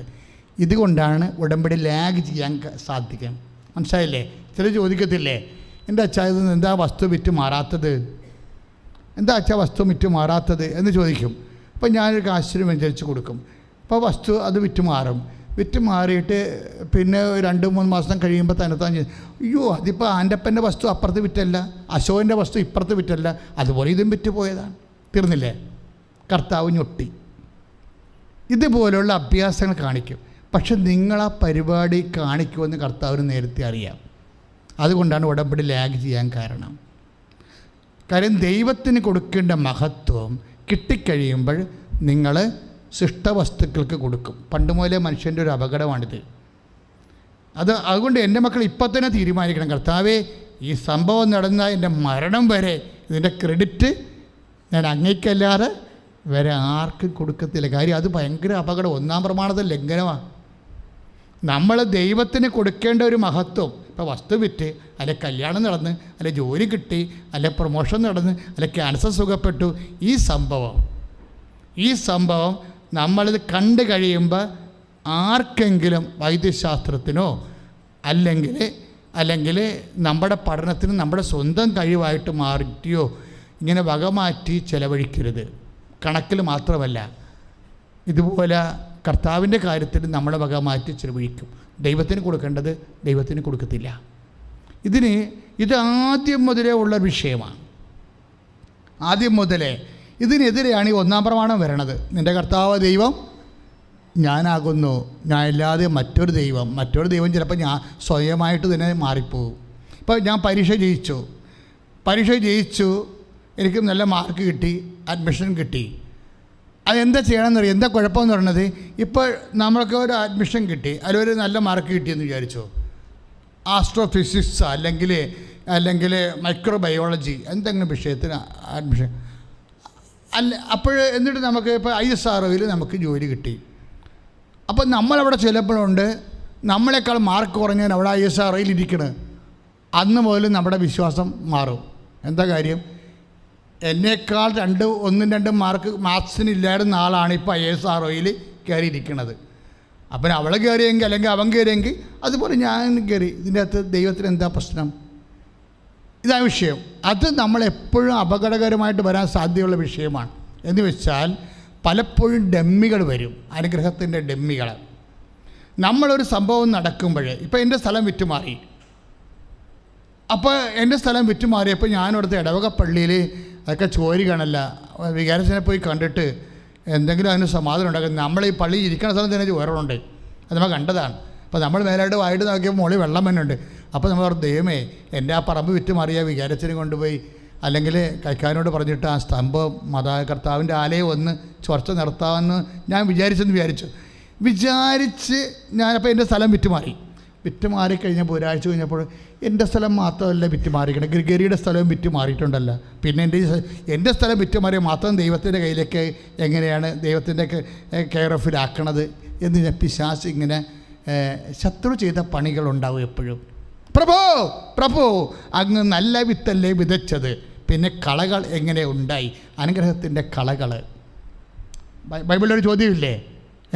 പ്രഭു അങ്ങ് നല്ല വിത്തല്ലേ വിതച്ചത്, പിന്നെ കളകൾ എങ്ങനെ ഉണ്ടായി? അനുഗ്രഹം കിട്ടിക്കഴിയുമ്പോൾ അനുഗ്രഹത്തിൻ്റെ കളകൾ അറിയത്തില്ല. അത് ഞാറ് വളരുമ്പോൾ അതിൻ്റെ കൂടെ കളകളും വളരും. അനുഗ്രഹം ദൈവത്തിൻ്റെ പേരിൽ. അതുകൊണ്ടാണ് ഞാൻ പറയുന്നത്, മക്കളെ, അനുഗ്രഹം കിട്ടിയ സെക്കൻഡുകൾ സാക്ഷ്യമാക്കി മാറ്റണമെന്നത്. സാക്ഷ്യം പറയാതെ വെച്ചുകൊണ്ടിരുന്ന ക്രമേണ സാക്ഷ്യത്തിൻ്റെ പകരം അതിന് പകരം പിശാചിൻ്റെ സാക്ഷ്യം വളർന്നുകൊണ്ട് വരും. എന്താ കാര്യം? ഉടമ്പടി എടുത്തില്ലേ? ഞാൻ ഉടമ്പടി എടുത്തപ്പോൾ എൻ്റെ സ്ഥലം വിറ്റു. ഉടമ്പടി എടുക്കാതെ തന്നെ അപ്പുറത്ത് എൻ്റെ വീടിൻ്റെ സ്ഥലത്തിൻ്റെ ആ സ്ഥലത്ത് അരികെ കിടന്ന ഗിരിയുടെ സ്ഥലം ഉടമ്പടി എടുക്കാത്തവൻ്റെ സ്ഥലം വിറ്റെന്ന് പറഞ്ഞു കഴിഞ്ഞാൽ ഉടനെ നമുക്കിത് കളകളായിട്ട് വർക്കൗട്ട് ചെയ്യും. ഇങ്ങനെ കളകളാൽ ഒരു അനുഗ്രഹം, അതിൻ്റെ ഡെമ്മി അനുഗ്രഹം കണ്ടാൽ നിൻ്റെ വിശ്വാസം പോകുന്നതാണെന്ന് കർത്താവിന് നേരത്തെ അറിയാമെങ്കിൽ നിൻ്റെ ഉടമ്പടി വിഷയം ലാഗ് ചെയ്യും. അതുകൊണ്ട് ആദ്യമേ നീ പറയണം, ഒന്ന് പറഞ്ഞേ, കർത്താവേ ഞാൻ ഉടമ്പടി വെച്ചിരിക്കുന്ന വിഷയങ്ങൾ മറ്റുള്ളവർക്ക് എന്ത് സംഭവിക്കുന്നു അതിന്റെ വിഷയമല്ല, അവരെങ്ങനെ കാര്യങ്ങൾ നേടുന്നു അതിന്റെ വിഷയമല്ല. ഞാൻ ഉടമ്പടി വെച്ചിരിക്കുന്ന വിഷയങ്ങൾ ദൈവം എനിക്ക് ചെയ്തു തന്നാൽ മരണം വരെ അത് ദൈവം തന്നെയാണ് ചെയ്തു തന്നതെന്ന് നാം പ്രഖ്യാപിക്കുന്നു. ഏറ്റു പറയും. ശ്രുതികടെ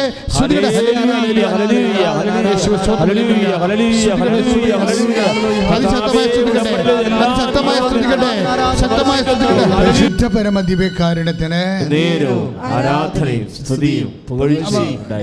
ഈ ഉടമ്പടി ലാഗ് ചെയ്യാനുണ്ടാകുന്ന ചില സാഹചര്യങ്ങളെക്കുറിച്ചാണ് പരിശുദ്ധാമ ഇപ്പോൾ നമ്മളോട്. അച്ഛൻ ഇതൊന്നും പഠിച്ചിട്ട് പറയണ കേട്ടോ, ഇതൊന്നും പഠിച്ചിട്ട് പറയണില്ല. ഇത് ഞാൻ ഒത്തിരിയേറെ പ്രാർത്ഥിച്ചാണ് ഇവിടെ നിൽക്കണത്. ഇപ്പം പ്രാർത്ഥിക്കാൻ തുടങ്ങിയല്ല, കഴിഞ്ഞ ഒരാഴ്ചയായിട്ട് ഈ ശുശ്രൂഷയ്ക്ക് വേണ്ടി പ്രാർത്ഥിക്കുന്നതാണ്, രാത്രിയും പകലും.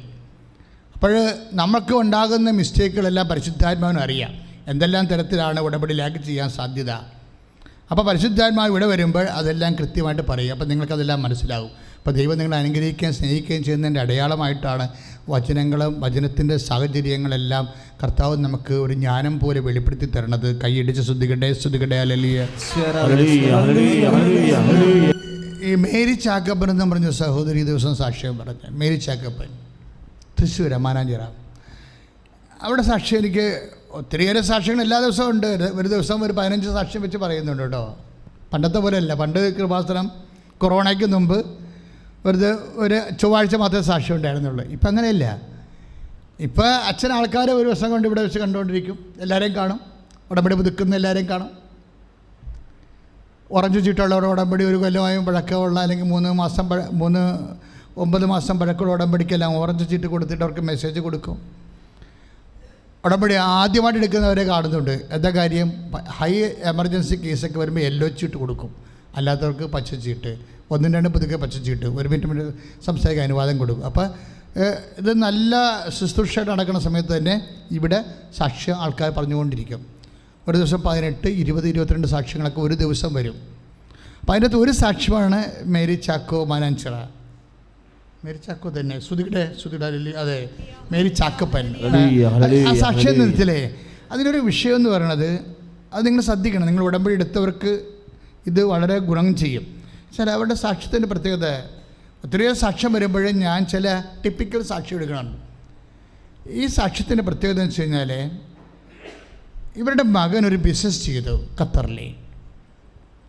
ആ മകൻ്റെ ബിസിനസ് ഖത്തറിൽ ചെയ്തിട്ട് പിന്നീട് അവൻ നാട്ടിലോട്ട് പോരും. നാട്ടിലോട്ട് പോകുമ്പോൾ അവൻ്റെ കടങ്ങൾക്ക് പകരം ഒരു ചെക്ക് അത് അറബിക്ക് കൊടുത്തിട്ടാണ് പോരണത്. അവൾ തിരിച്ചു പോകാൻ വേണ്ടിയാണ്, ഇവിടെ വന്നിട്ട് ഇവിടെ കിടക്കാനല്ലേ, തിരിച്ചു പോകാൻ വേണ്ടിയാണ്. അപ്പോൾ ഉറപ്പിന് ചെക്ക് കൊടുത്തിട്ട് പോരും. പക്ഷേ അറബി ഒരു പരിപാടി ചെയ്യും. ഇവരിങ്ങോട്ട് വന്നപ്പോൾ പിന്നെ കൊറോണയായി, ഫ്ലൈറ്റ് ബ്ലോക്കായി, പോകാൻ പറ്റാത്ത കണ്ടീഷൻസ് വന്ന്. അപ്പോൾ അറബി എന്താ ചെയ്ത്, അറബി അത് കൊണ്ടുപോയി കോടതി പ്രസൻറ്റ് ചെയ്ത്. പോരെ, പുലിവാലവൻ്റെ പരിപാടി. ഇത് അങ്ങോട്ട് ചെന്ന് അപ്പോൾ അറസ്റ്റ് ചെയ്യും, ഇത് അങ്ങോട്ട് ചെന്ന് കഴിഞ്ഞാൽ അപ്പോൾ അറസ്റ്റ് ചെയ്യും. പക്ഷേ ചെല്ലാതിരിക്കാൻ പറ്റത്തില്ല, കാര്യം അവൻ്റെ ഇൻവെസ്റ്റ്മെൻ്റ് എല്ലാം അവിടെയാണ്, കടയാണ് നടക്കുന്നത്. ഖത്തറിൽ കടയിട്ടിട്ട് ഇങ്ങനെ പോന്നിരിക്കുക. അപ്പോൾ കടം കുറച്ചുള്ളതിന് കണ്ട് അതുകൊണ്ട് അറബിക്ക് ചെക്ക് എടുത്തി കൊടുത്തിരിക്കുകയാണ്. പക്ഷേ ചെക്ക് ഇവൻ ഇപ്പോൾ കൊറോണ ആയപ്പോൾ തിരിച്ചു പോകാൻ വൈകിയപ്പോൾ തന്നെ അറബി നേരെ കൊണ്ടുപോയി കോടതിയിൽ അത് പ്രസൻറ്റ് ചെയ്ത് അത് കേസാക്കി. അപ്പോൾ ചെന്ന ഉടനെ അറസ്റ്റ് ചെയ്ത് അവനെ കോടതി ജയിലിലോട്ട് കൊണ്ടുപോകും. അപ്പോൾ അവൻ്റെ അപ്പൻ അവിടെയുണ്ട് ഖത്തറിൽ. അപ്പോൾ അപ്പൻ അവിടെ ചെന്നിട്ട് 20 പ്രാവശ്യം അപ്പൻ പൈസ കൊണ്ടുപോയി ഈ ചെക്കിൻ്റെ അകത്തുള്ള ചെക്കിൽ പറഞ്ഞിരിക്കുന്ന അത്രയും പൈസ കൊണ്ടുപോയി അറബിയുടെ കയ്യിൽ കൊടുത്തു. ചെക്കിൻ്റെ അത്രയും പൈസ, കാര്യം മകന് ചെല്ലണ്ടേ, തിരിച്ചു ചെല്ലണ്ടേ. അപ്പം അത്രയും പൈസ കൊണ്ടുപോയി അപ്പൻ അറബിയുടെ കയ്യിൽ കൊടുത്തു. പ്രശ്നം തീർന്ന്. പക്ഷെ പ്രശ്നം തീരത്തില്ല. എന്താ പ്രശ്നം? ആ പൈസ കോടതി കൊടുക്കേണ്ടതാണ്. കേസ് കോടതിയിലല്ലേ കിടക്കണത്. ആ പൈസ കോടതി കൊടുക്കേണ്ടതാണ്. സിസ്റ്റത്തിൽ കേസ് കിടക്കും. അറബി കൈസും എടുത്ത് വെട്ടിലിട്ട്, പക്ഷേ സിസ്റ്റത്തിൽ കേസ് കിടക്കും. കേസായിട്ട് തന്നെ ഇവൻ ജെല്ലി ഇറങ്ങുകയും ഇവരെ പോലീസ് അറസ്റ്റ് ചെയ്യും. അതൊരു മണ്ടത്തരമായി. അപ്പോൾ പിന്നെ എന്താണ്, അവിടെയും പെട്ട്. പിന്നെ എന്താ മാർഗമുള്ളത്? ഉടനെ നാട്ടിൽ വൈഫ് വന്ന് ഉടമ്പടി ചെയ്തു. ബ്ലോക്കായി കഴിയുമ്പോൾ ഇപ്പം നമ്മൾ തടസ്സം, ബന്ധനം, ബ്ലോക്ക് എന്നൊക്കെ പറയലേ. അപ്പോൾ ചെന്ന് പെട്ടിരിക്കുകയാണ്. ഉടനെ ഈ ചേച്ചി വന്ന്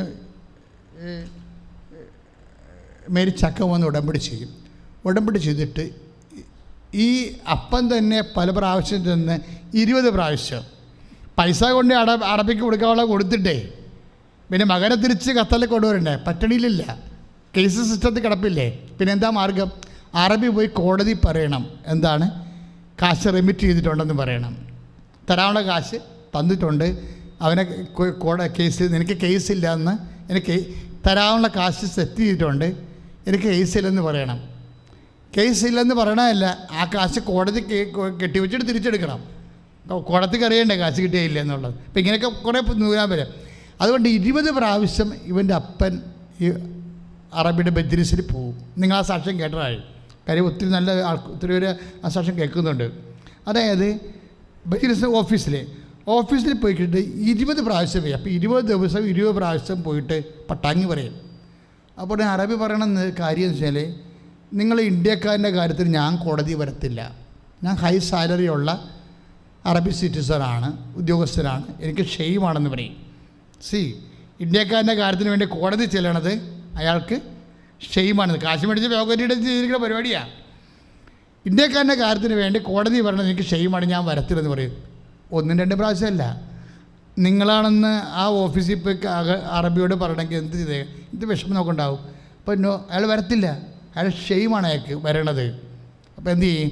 വൈഫ് വന്നിവിടെ ഉടമ്പടി ചെയ്യും. ഉടമ്പടി ചെയ്തിട്ട് വൈഫിൻ്റെ ഉള്ളിൽ ഒരു ബുദ്ധി വരും, പരിശുദ്ധാത്മാവ് കൊടുത്ത ബുദ്ധി. എന്ത് ബുദ്ധിയാണ്? ഇനി ഹസ്ബൻഡ് പോകുമ്പോൾ ഉടമ്പടി ഉപ്പ് കൊണ്ടുപോകണം. അപ്പോൾ ഉടമ്പടി ഉപ്പ്, ഉടമ്പടി കാശ് രൂപം, ഉടമ്പടി അയിലം എന്നൊക്കെ പറയണതെല്ലാം ഇതുപോലെ പലതരത്തിലുള്ള അതിർത്തി വിലക്കൽ, അശുദ്ധജീവികളുടെ ബന്ധനം, രോഗസൗഖ്യം, തടസ്സ നിവാരണം, ഇങ്ങനെ കുറേ അധികം പ്രാർത്ഥനകളുണ്ട്. ഇങ്ങനെ 12 പ്രാർത്ഥിച്ചിട്ടാണ് ഈ ഉടമ്പടി നേർച്ച വസ്തുക്കൾ നിങ്ങൾക്ക് തരണത്. പക്ഷെ അങ്ങനെ പ്രാർത്ഥിക്കുമ്പോൾ ഈ പ്രാർത്ഥിക്കുകയല്ല ചെയ്യണത്, പ്രാർത്ഥന പ്രഖ്യാപിക്കുകയാണ് ചെയ്യണത് നമ്മൾ. അപ്പം ഞങ്ങൾ പ്രാർത്ഥന പ്രഖ്യാപിച്ചാണ് ഇത് അച്ഛൻ വെഞ്ചരിക്കണത്. എന്ന് വെച്ച് കഴിഞ്ഞാൽ എന്താണ്, റോമ 10:9 അനുസരിച്ചാണ് പ്രാർത്ഥന പ്രഖ്യാപിക്കണത്. പ്രാർത്ഥിച്ച് വെഞ്ചരിക്കുകയല്ല, പ്രാർത്ഥന പ്രഖ്യാപിക്കുകയാണ്. എന്താണ്, യേശു കർത്താവാണെന്ന് അധരം കൊണ്ട് ഏറ്റുപറയും. 10:9 അനുസരിച്ചുകൊണ്ട്, റോമ 10:9 യേശു കർത്താവാണ്. പിന്നെന്താണ്, ദൈവം അവനെ മരിച്ചവരിൽ നിന്ന് ഉയർപ്പിച്ചു. ഇതിങ്ങനെ ഇടയ്ക്കൊക്കെ പറഞ്ഞുകൊണ്ടാക്കണം, നല്ലതായിരിക്കും. സാമ്പത്തിക കടങ്ങളുള്ളവരും രോഗങ്ങളുള്ളവരും അതിർത്തി തർക്കങ്ങളുള്ളവരും ഏതെങ്കിലും അവസ്ഥയിൽ പോയി പെട്ടിരിക്കുന്നവരൊക്കെ പറയാൻ പറ്റിയ ഏറ്റവും വലിയ റിലീസിങ് ഫോർമുലയാണിത്. എന്താണ്, റോമ 10:9 എന്ന് പറഞ്ഞ് യേശു കർത്താവാണ്, ദൈവം അവനെ മരിച്ചവരിൽ നിന്ന് ഉയർപ്പിച്ചു.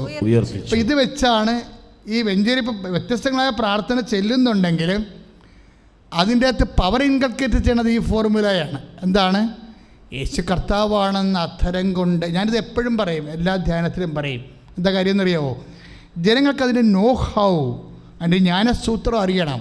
അല്ലെങ്കിൽ അവർ സാധാരണ ഉപയോഗിക്കും. അങ്ങനെയല്ല, വെഞ്ചരിപ്പിനൊരു ഫോർമുലയുണ്ട്, അതിനൊരു ബേസ്മെൻ്റ് ഉണ്ട്. എന്താണ്, അധരം കൊണ്ട് ഏറ്റുപറയും. എന്താണ് ഏറ്റുപറയണത്, നമ്മൾ യേശു കർത്താവാണ്. അറബിയല്ല കർത്താവ് എന്നതിൻ്റെ അർത്ഥം.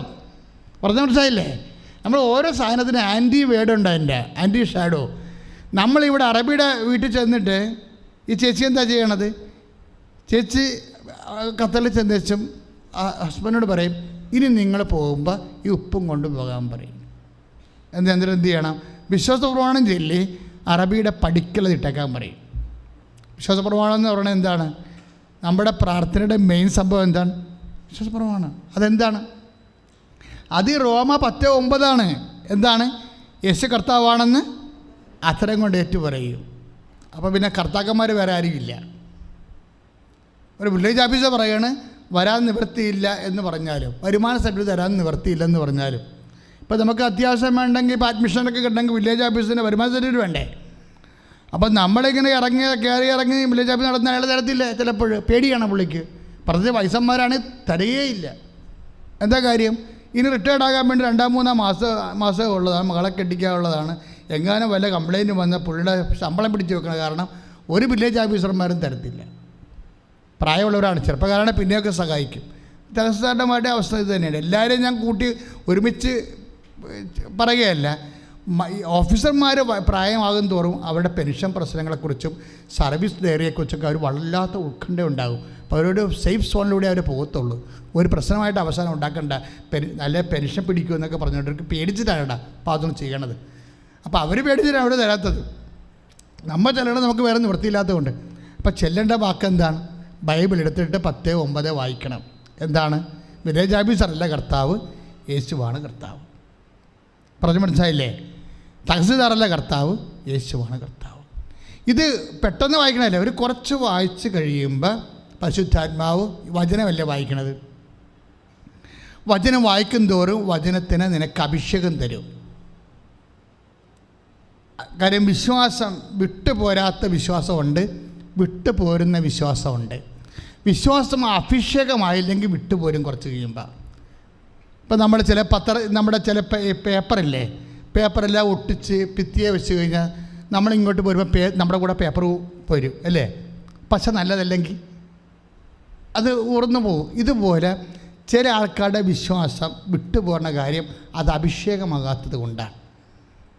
വിശ്വാസം അഭിഷേകമായി. ഇപ്പം സ്തുതിച്ച മക്കളെ, സ്തുതിക്കട്ടെ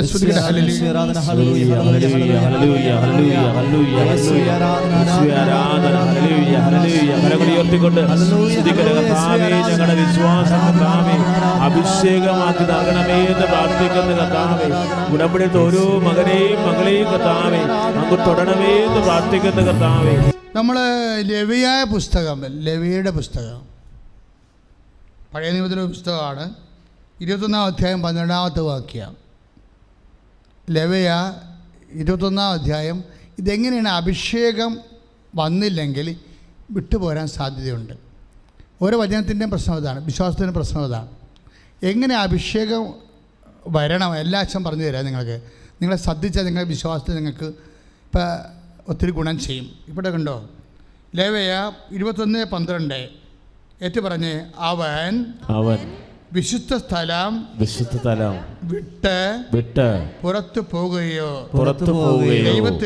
ദൈവത്തിന്റെ വിശുദ്ധ സ്ഥലം അശുദ്ധമാക്കുകയോ അരുത്. എന്തെന്നാൽ അഭിഷേക തൈലത്തിന്റെ കിരീടം അവന്റെ മേലുണ്ട്. അഭിഷേകം കിട്ടുമ്പോഴാണ് നമ്മൾ വിട്ടു പോരാത്തത്. അതുപോലെ അഭിഷേകം എങ്ങനെ കിട്ടാം? പെട്ടെന്ന് നമുക്ക് അഭിഷേകം കിട്ടത്തില്ല. അഭിഷേകം പലപ്പോഴും കിട്ടുന്ന ആവർത്തനത്തിലൂടെയാണ്. വചനങ്ങൾ ഇപ്പോൾ ഞാൻ നിങ്ങളോട് പറഞ്ഞു റോമ 10:9 എന്ന് പറഞ്ഞു. അത് നിങ്ങൾ പ്രാവശ്യം എഴുതി പോയി വായിച്ച്. അങ്ങനെ അഭിഷേകം കിട്ടത്തില്ല.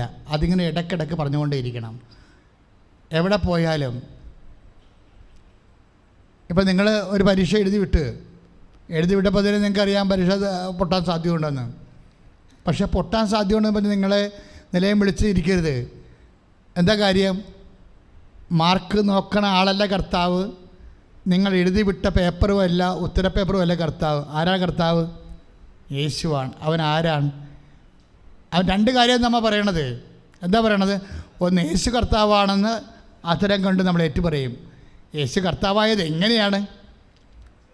മരിച്ചു ഉയർത്തെഴുന്നേൽപ്പോഴാണ്. അപ്പം മരണത്തെക്കാൾ വലുതൊരു സംഭവം നടക്കുമോ മനുഷ്യന്? ഇല്ല. മരിച്ചവളെന്ന് ഉയർത്തെഴുന്നേറ്റവളാണ് നമ്മൾ വിശ്വസിക്കുന്നത്. നിൻ്റെ എല്ലാ മരിച്ച അവസ്ഥകളിൽ നിന്നും, എല്ലാ മരിച്ച അവസ്ഥകൾ, എല്ലാ ബന്ധനങ്ങൾ, ഇപ്പം ഈ മനുഷ്യൻ അതിൽ നിന്നെല്ലാം നമ്മൾ വിടുതൽ പ്രാപിക്കണം. എങ്ങനെയാണ്? യേശു കർത്താവാണെന്ന് നമ്മൾ ആവർത്തിച്ച് പറഞ്ഞ് നമ്മളത് വിശ്വസിക്കും. അതാണ് അഭിഷേകം എന്ന് പറയുന്നത്. ആ വിശ്വാസത്തിൽ നമുക്ക് അഭിഷേകം കിട്ടും. അല്ല ഒരു വചനം വല്ലപ്പോഴും കിട്ടിയെന്ന് പറഞ്ഞിട്ട് അറിയില്ല. ആ വചനത്തെ നമ്മൾ വിശ്വസിക്കുന്നത് എന്താണ്? യേശു കർത്താവാണ് എന്ന് പറയുന്നതിൻ്റെ അർത്ഥം എന്താണ്? വേറെ ഒരു കർത്താവും ഇല്ലെന്നതിൻ്റെ അർത്ഥം. തീർന്ന് വേറെ ഒരു കർത്താവുമില്ല. എന്താ? ആകെപ്പാടുള്ള കർത്താവ് ആരാണ്? യേശുവാണ്. അവൻ്റെ പ്രത്യേകത എന്താണ്? അവൻ മരിച്ചു വീഴുന്ന ഉയർത്തെഴുന്നേറ്റവനാണ്. ഒന്ന് പറഞ്ഞ യേശുവാണ് കർത്താവ്. അവൻ മരിച്ചവരിൽ നിന്ന് ഉയർത്തെഴുന്നേറ്റവനാണ്. അപ്പൊ അപ്പോസ്തലന്മാരുടെ വിശ്വാസം എന്താണ്? ദൈവത്തെ, പിതാവിനെ, യേശുവിനെ മരിച്ചവരിൽ ഉയർപ്പിച്ചവൻ നിങ്ങളുടെ മർത്ത ശരീരങ്ങളെയും ഉയർപ്പിക്കും. കൈയടിച്ച് സ്തുതിക്കട്ടെ.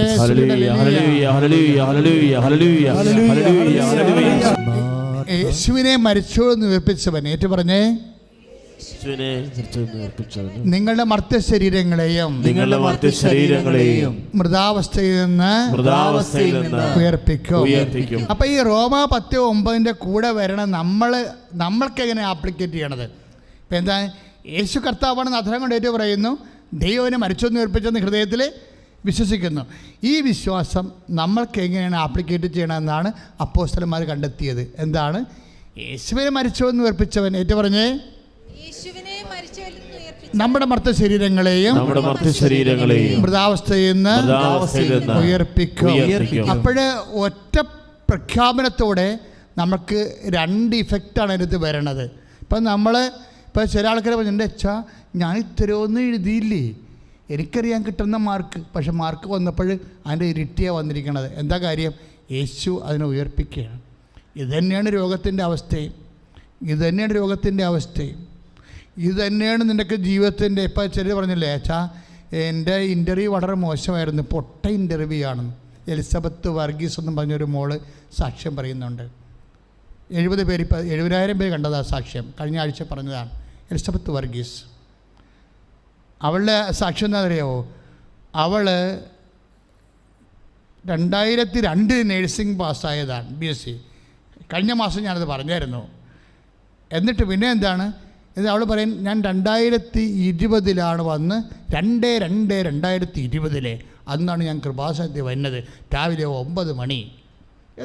എന്താ അത് ഇട്ടിപ്പെട്ട് സാക്ഷ്യമാണ് പറയണത്. എന്താ വെച്ചാൽ 2002 BSc നേഴ്സിംഗ് പാസ് ഔട്ടായിട്ട് ഈ 18 കൊല്ലം അവൾ ഡെഡ് ബോഡി പോലെ ഇരിക്കുക. 18ാമത്തെ കൊല്ലം അവൾ എവിടെ വന്നു? കൃപാസനത്തിൽ വന്ന് 9 മണിക്ക് അവൾക്ക് പേപ്പർ കിട്ടിയെന്ന് ആ സമയം അവർ ഓർത്തിരിക്കുകയാണ്. ആ സമയം ഓർത്ത് സാക്ഷ്യം പറയാൻ കാര്യം എന്താ? അവളുടെ ജീവിതം മാറ്റിമറിച്ചത് ആ ഒരു പച്ച പേപ്പറാണ്. അവൾ എന്താ പറഞ്ഞിരിക്കുന്നറിയോ? ഞാൻ OIT എന്ന് ഇവിടെ എഴുതിയപ്പോൾ മുകളിൽ അമ്മ പറഞ്ഞ് ഗവൺമെൻറ് എഴുതി വെക്കടിയെന്ന്. ഗവൺമെൻറ്റിന് എവിടുന്ന് കിട്ടും? എന്ത് ഗവൺമെൻറ്റുമായിട്ട് എന്ത് ബന്ധം? എന്നിട്ട് ഞാൻ എൻ്റെ മനസ്സിൽ പറഞ്ഞ അമ്മയല്ലേ എന്ന് ഓർത്തിട്ട് ഞാൻ ഗവൺമെൻറ് എന്ന് എഴുതി വെച്ച അതിൻ്റെ അകത്ത്. രാത്രിയായപ്പോൾ ഗവൺമെൻറ്റിൽ നിന്ന് എനിക്ക് വിളി വന്ന് OIT പരീക്ഷ ഇപ്പോൾ അവിടെ എഴുതണില്ല, MOH എഴുതണില്ല. അതുവരെ ഗവൺമെൻറ് കിങ്ങിൻ്റെ ഹോസ്പിറ്റലിലോട്ട് ഇത് ഇൻ്റർവ്യൂ നടക്കുന്നുണ്ടെന്ന് പറഞ്ഞു. കിങ്ങിൻ്റെ രാജാവിൻ്റെ, സൗദിയിലെ രാജാവിൻ്റെ. നിങ്ങൾ ഏജൻസി പറഞ്ഞു നിങ്ങൾ അതിന് പങ്കെടുക്കാൻ പറഞ്ഞു. അപ്പോൾ ഇവൾ ചോദിച്ചു അത് ഗവൺമെൻറ്റിനാണ്? അത് ഗവൺമെൻറ്റിനാണ്. എൻ്റെ അമ്മ രാവിലെ പറഞ്ഞതാണല്ലോ എന്ന് ഓർത്തുന്നു. രാജാവിൻ്റെ ഇൻ്റർവ്യൂവിന് പോകും. പക്ഷേ ഇവൾ 2002 പാസ് ഔട്ടായ ആൾ 2018 ഇൻ്റർവ്യൂവിന് പോയ നേഴ്സുമാർക്കറിയാം അതിൻ്റെ അവസ്ഥ. 6 മാസം ഗ്യാപ്പ് ഉണ്ടെങ്കിലുള്ള അവസ്ഥ എന്താണെന്ന്. ഇത്രയും ഗ്യാപ്പിലാണ് ഈ വർക്ക് ചെയ്യണത്. എന്നിട്ട് പറഞ്ഞാൽ ഞാൻ ഒന്നും പഠിച്ചില്ല, കാര്യം പഠിച്ചിട്ട് എനിക്ക് തലയ്ക്കറിയില്ല. ഞാൻ എന്ത് ചെയ്ത് അച്ഛൻ്റെ പ്രസംഗം കേട്ടോണ്ടിരുന്നെന്ന്. ഞാൻ എന്നെ പുകഴ്ത്തി പറയുകയല്ല, എൻ്റെ പ്രസംഗം എൻ്റെ കയ്യിലാണെന്ന് നിങ്ങൾക്കറിയാമല്ലോ, അത് ഈശോയ്ക്ക് തന്നതാ. ഞാനത് കേട്ടോണ്ടിരുന്നെന്ന്. അതും കേട്ടോണ്ടിരുന്ന് രാത്രി മുഴുവനും ഉറങ്ങാതെ ഈ പ്രസംഗം കേട്ടോണ്ടിരിക്കണം. എന്താ കാര്യം? കർത്താവ് പ്രവർത്തിക്കണം. എൻ്റെ കയ്യിലൊന്നുമില്ല, എൻ്റെ തലയിലൊന്നും നിൽക്കണില്ല. അതുകൊണ്ട് എൻ്റെ കയ്യിലൊന്നുമില്ല. അതുകൊണ്ട് ഞാൻ ഈ കർത്താവിൻ്റെ പ്രസംഗം കേട്ടോണ്ടിരുന്നെന്ന്. എന്നിട്ട് ഞാൻ 9 മണിക്ക് ഇൻ്റർവ്യൂ ചെന്നപ്പോഴും ഞാൻ പ്രസംഗം ഓൺ ചെയ്ത് എൻ്റെ പോക്കറ്റിൽ ഇട്ടിട്ട് ഞാൻ ചെന്ന് അവരെ അവിടെ ഏനൊക്കെ പറഞ്ഞ്. കാര്യം എനിക്ക് വെളിയില്ലല്ലോ, എനിക്ക് കിട്ടണില്ലല്ല. അവരോട് ഏതാണ്ടൊക്കെ പറഞ്ഞു. അവരെന്നോട് കുറേ ചോദ്യങ്ങൾ ചോദിച്ച് ഞാൻ കുറേ കാര്യങ്ങളൊക്കെ അവരോട് പറഞ്ഞ്. എന്താണ് പറഞ്ഞതെന്ന് എനിക്ക് പോലും പിടിയില്ല. അതൊക്കെ അവൾ നന്നായിട്ട് പറയുന്നുണ്ടത്. പക്ഷേ ഞാൻ ഇറങ്ങിപ്പോന്ന് അരമണിക്കൂർ കഴിഞ്ഞപ്പോൾ ഏജൻസിയിൽ നിന്ന് എനിക്ക് വിളിയുണ്ടായി, നിങ്ങൾ സെലക്റ്റഡ് ആയെന്ന്. എത്രയോ പേരിൽ നിന്നാണ് അവൾ ഒറ്റയ്ക്ക് സെലക്റ്റഡ് ആകണത്. അവൾ തിരിച്ചു വന്നിട്ട് ജോലിയും കഴിഞ്ഞിട്ട് ഇപ്പോൾ കഴിഞ്ഞ ആഴ്ച വന്ന് സാക്ഷ്യം പറയും. ഇപ്പോൾ ഒരു NRI ഫോം ഞാൻ അന്ന് അമ്മയോട് ചോദിച്ചാണ്, ഇനി ഉടമ്പടി എടുക്കും എനിക്ക് NRI ഫോം തരണമെന്ന്. ഇടയാക്കൾ വന്ന് ഇപ്പം അമ്മ തന്നു എന്നും പറഞ്ഞു. ശ്രുതികട്ടെ ഹല്ലേലൂയ ഹല്ലേലൂയ ഹല്ലേലൂയ ഹല്ലേലൂയ. കരങ്ങൾ ഉയർത്തിക്കൊണ്ട് ശ്രുതികട്ടെ ഹല്ലേലൂയ ഹല്ലേലൂയ. കർത്താവായ ദൈവമേ, എക്സാം എഴുതുന്നവരെ, IELTS എഴുതുന്നവരെ, അപ്പോൾ ഈ വചനങ്ങളെ, എൻ്റെ മക്കളെ, വചനങ്ങളെ അഭിഷേകമാക്കി മാറ്റണം. ആവർത്തിച്ച് പറഞ്ഞും പ്രാർത്ഥിച്ചുമാണ് വചനങ്ങളെ അഭിഷേകമാക്കി മാറ്റണത്. ഈ അഭിഷേകത്തോടെ നമ്മൾ പോകണം. എവിടെയാണ് തടസ്സമുള്ളത്? ഇവളെന്താ ചെയ്തിരിക്കണമെന്ന് അറിയാമോ? ആരാണ് ചെയ്തിരിക്കണത്? അതായത് മേരി ചാക്കപ്പൻ എന്താ ചെയ്തിരിക്കണത്? നേരെ അവിടെ പോയി. എന്താ മേരി ചാക്കപ്പൻ്റെ പ്രശ്നം എന്താ? മേരി ചാക്കപ്പൻ്റെ പ്രശ്നം എന്താ? അവളുടെ കാശ് കൊണ്ട് അറബി എടുത്ത് പോക്കറ്റിൽ കൊടുത്തിരിക്കുകയാണ് ഭർത്താവ് നേരത്തെ. എന്നിട്ട് ചുമ്മാ ഇങ്ങനെ ഒരു അങ്ങയുടെ ദയാകടാക്ഷത്തിന് വേണ്ടി പുറകെ നടക്കുകയാണ്. അയാൾ പറയണത് ഞാൻ വരത്തില്ലെന്ന് പറയും. നിങ്ങൾ എങ്ങനെ അവിടെ പോയി തൂങ്ങാൻ പറയും. അവസാനം ഒരു മാർഗ്ഗമില്ല. ഇവർ വൈഫ് ഉടമ്പടി എടുത്ത് അങ്ങോട്ട് ചെല്ലും. അവിടെ ചെന്നിട്ട് വൈഫ് അവരോട് പറയും, പരിശുദ്ധാത്മാവ് അവർക്ക് പ്രവർത്തിക്കും. ഈ ഹസ്ബൻഡ് പറയും, നിങ്ങൾ ഈ ഉപ്പ് കൊണ്ടുപോയി അറബിയുടെ ബിസിനസ്സിൽ കവാടത്ത് ഇടണം. എന്നിട്ട് എന്ത് ചെയ്യണം? വിശ്വാസ പ്രമാണം ചെല്ലണം. തീർന്നു. എന്താ കാര്യം? ഞങ്ങൾ ആ ഉപ്പ് വിശ്വാസ പ്രമാണം ചെല്ലിയാണ് അതിൻ്റെ അകത്ത് കർത്താവിൻ്റെ ശക്തി ഇൻകൾക്കേറ്റ് ചെയ്തിരിക്കുന്നത്. അപ്പം അതിൻ്റെ അകത്ത് ഇൻകൾക്കേറ്റ് ചെയ്തിരിക്കുന്നത് റിലീസ് ചെയ്യണം. എങ്ങനെ തിരിച്ച് റിലീസ് ചെയ്യണം? എങ്ങനെ? വീണ്ടും വിശ്വാസ പ്രമാണം ചെല്ലുമ്പോഴാണ് നമ്മളത് റിലീസ് ചെയ്യണം. Power release. അപ്പോൾ വെഞ്ചരിപ്പ് വസ്തുക്കളിലേക്കുള്ള പവർ, ഇൻകൾക്കേറ്റ് ചെയ്തിരിക്കുന്ന പവർ നമ്മൾ വീണ്ടും റിലീസ് ചെയ്യണം. കാര്യം എന്താണ്? എപ്പോഴും ദാനം, എല്ലാ കർത്താവിൻ്റെ വാക്കുകളിലെല്ലാം ദാനമല്ലേ ഇരിക്കണത്. വാഗ്ദാനമെന്ന് ഞാൻ പറയത്തില്ലേ? വാഗ്ദാനം, ഈശോമിശോയുടെ വാഗ്ദാനങ്ങൾ ഞങ്ങൾ യോഗ്യരാകുവാൻ എന്നല്ലേ പറയണത്. സർവീസിൻ്റെ പരിശുദ്ധ മാതാവേ ഞങ്ങൾക്ക് വേണ്ടി അപേക്ഷിക്കണം. അപ്പോൾ വാഗ്ദാനം വരുമ്പോൾ പരിശുദ്ധ മാതാവ് ഉത്സവത്തോടെ ഉണ്ടാവും. ദൈവത്തിൻ്റെ എല്ലാ വാഗ്ദാനം റിലീസ് ചെയ്യാൻ നിനക്ക് വേണ്ടി മധ്യസ്ഥത്തിന് വേണ്ടി ദൈവം നൽകിയിരിക്കുന്ന പേരാണ് പരിശുദ്ധ കന്യാസ്ത്രീ മറിയം. കൈയിട്ടിച്ച് സ്തുതിക്കട്ടെ.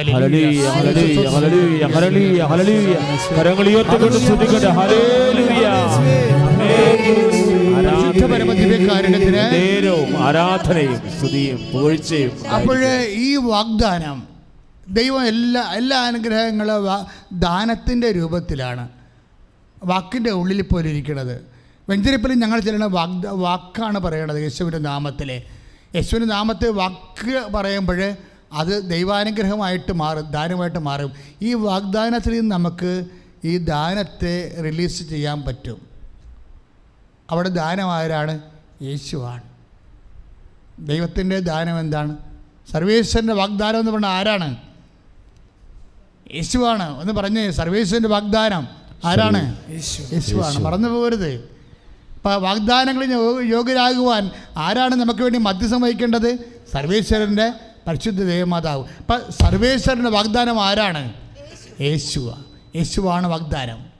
അപ്പം സർവേശ്വരൻ്റെ വാഗ്ദാനത്തെയാണ് പ്രാർത്ഥിക്കുമ്പോൾ ഈ ഉപ്പിലേക്കും ഉടമ്പടി തൈലങ്ങളിലേക്കും എല്ലാം ആ കർത്താവിൻ്റെ ശക്തിയാണ് വരണത്. യേശുക്രിസ്തു ശക്തിയാണ് നിങ്ങൾക്കറിയാമല്ലോ അല്ലേ? 1 കൊരിന്ത്യൻസ് 1:24 1 കൊരിന്ത്യൻസ് 1:24 ഏറ്റു പറഞ്ഞ് 1 കൊരിന്ത്യൻസ് 1:24 ദൈവത്തിന്റെ ജ്ഞാനവും ദൈവത്തിന്റെ ശക്തിയുമായ യേശു ക്രിസ്തു. ദൈവത്തിന്റെ ജ്ഞാനവും ദൈവത്തിന്റെ ശക്തിയുമായ യേശു ക്രിസ്തു.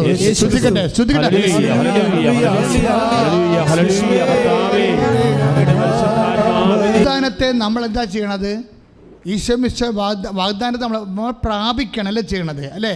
ഇപ്പം ദൈവത്തിൻ്റെ വാഗ്ദാനം ആരാണ്? യേശുക്രിസ്തു. യേശുക്രിസ്തു ആരാണ്? ശക്തി. മനസ്സിലായില്ലേ? യേശുക്രിസ്തു ആരാണ്? ശക്തി. ഈ ശക്തി നമ്മുടെ ബോഡിയിലോട്ട് വന്നു കഴിഞ്ഞാൽ അത് സൗഖ്യം. ഈ ശക്തി നമ്മളുടെ ജീവിത മണ്ഡലങ്ങളിലേക്ക് വന്നാൽ അത് ബ്ലെസ്സിങ്. ഈ ശക്തി നമ്മുടെ ഹൃദയത്തിലേക്ക് വന്നാൽ അത് കൃപ. പ്രീഡില്ലേ? എല്ലാം ആരാണ്? യേശുവാണ്. അപ്പോൾ യേശുവാണ് ഈ വിശ്വാസപ്രമാണം ചൊല്ലി അറബിയുടെ വാതിക്കെ കൊണ്ടുപോയിട്ട് ബജീസെ വായിക്കൊണ്ടുപോയിട്ട് ഈ ചേട്ടൻ വിശ്വാസപ്രമാണം ചൊല്ലി ഒപ്പിടും. എന്താണ്? യേശുവിനെ അവിടെ റിലീസ് ചെയ്യും. എന്താണ് യേശു എന്നെ റിലീസ് ചെയ്താലുള്ള കുഴപ്പം എന്താ? എല്ലാ നാമങ്ങളുടെയും കീഴിലാണ്, യേശുവിൻ്റെ നാമത്തിൻ്റെ കീഴിലാണ് ഏത് അറബിയും. പറഞ്ഞ മനസ്സിലായില്ലേ? യേശുനാമത്തിൻ്റെ ശക്തി അറിയണം. ഏത് അറബിയായാലും ആരായാലും ഏത് മനുഷ്യനായാലും ഇനി തിന്മയുടെ ശക്തിയാണെങ്കിൽ അതും എന്തിൻ്റെ കീഴിലാണ്? യേശുവിൻ്റെ നാമത്തിൻ്റെ കീഴിലാണ്. ഒന്ന് പറഞ്ഞ് യേശുവിൻ്റെ നാമത്തിൻ്റെ കീഴിലാണ് എല്ലാ ശക്തികളും. അപ്പം യേശുവിൻ്റെ നാമത്തിന്, അതുകൊണ്ടാണ് പത്രോസൊക്കെ പറയണത് 4:12 മറ്റൊരുവരിലും രക്ഷയില്ല. നടപടി 4:12 പറയത്തില്ലേ? മറ്റൊരുവരിലും രക്ഷയില്ല. ഏറ്റു പറഞ്ഞേ, ആകാശത്തിനും ഭൂമിക്കുമിടയിലെ മനുഷ്യന് രക്ഷ നൽകാൻ, ശക്തി നൽകാൻ, സൗഖ്യം നൽകാൻ, ബന്ധനത്തിന് വിടുതൽ നൽകാൻ ഒരു നാമമേ നൽകപ്പെട്ടിട്ടുള്ള കർത്താവായ യേശുക്രിസ്തുവിനെ സ്തുതിക്കട്ടെ. ഹല്ലേലൂയ, ഹല്ലേലൂയ, ഹല്ലേലൂയ, ഹല്ലേലൂയ, ഹല്ലേലൂയ, ഹല്ലേലൂയ, ഹല്ലേലൂയ, ഹല്ലേലൂയ. യേശുവേ ആരാധന, ഹല്ലേലൂയ, ഹല്ലേലൂയ, യേശുവേ ആരാധന. മക്കളും മുട്ടയുന്ന ധ്യാനം തുടരുവേ. ഇപ്പോഴ് സെക്വിനായുടെ TV-യിൽ ഈ പ്രോഗ്രാം നടന്നുകൊണ്ടിരിക്കുകയാണ്. അവർക്കൊരു ആശീർവാദം കൊടുത്ത് അവർക്ക് വേറെ പ്രോഗ്രാമിലേക്ക് പോകണം. നമ്മുടെ ധ്യാനം ആശീർവാദം കിട്ടിക്കഴിഞ്ഞാൽ വീണ്ടും നിങ്ങൾ ഇരിക്കും, നമ്മുടെ ധ്യാനം തുടരും. അരമണിക്കൂർ കൂടി തുടരും. ശ്രുതികട്ടെ, ശ്രുതികട്ടെ.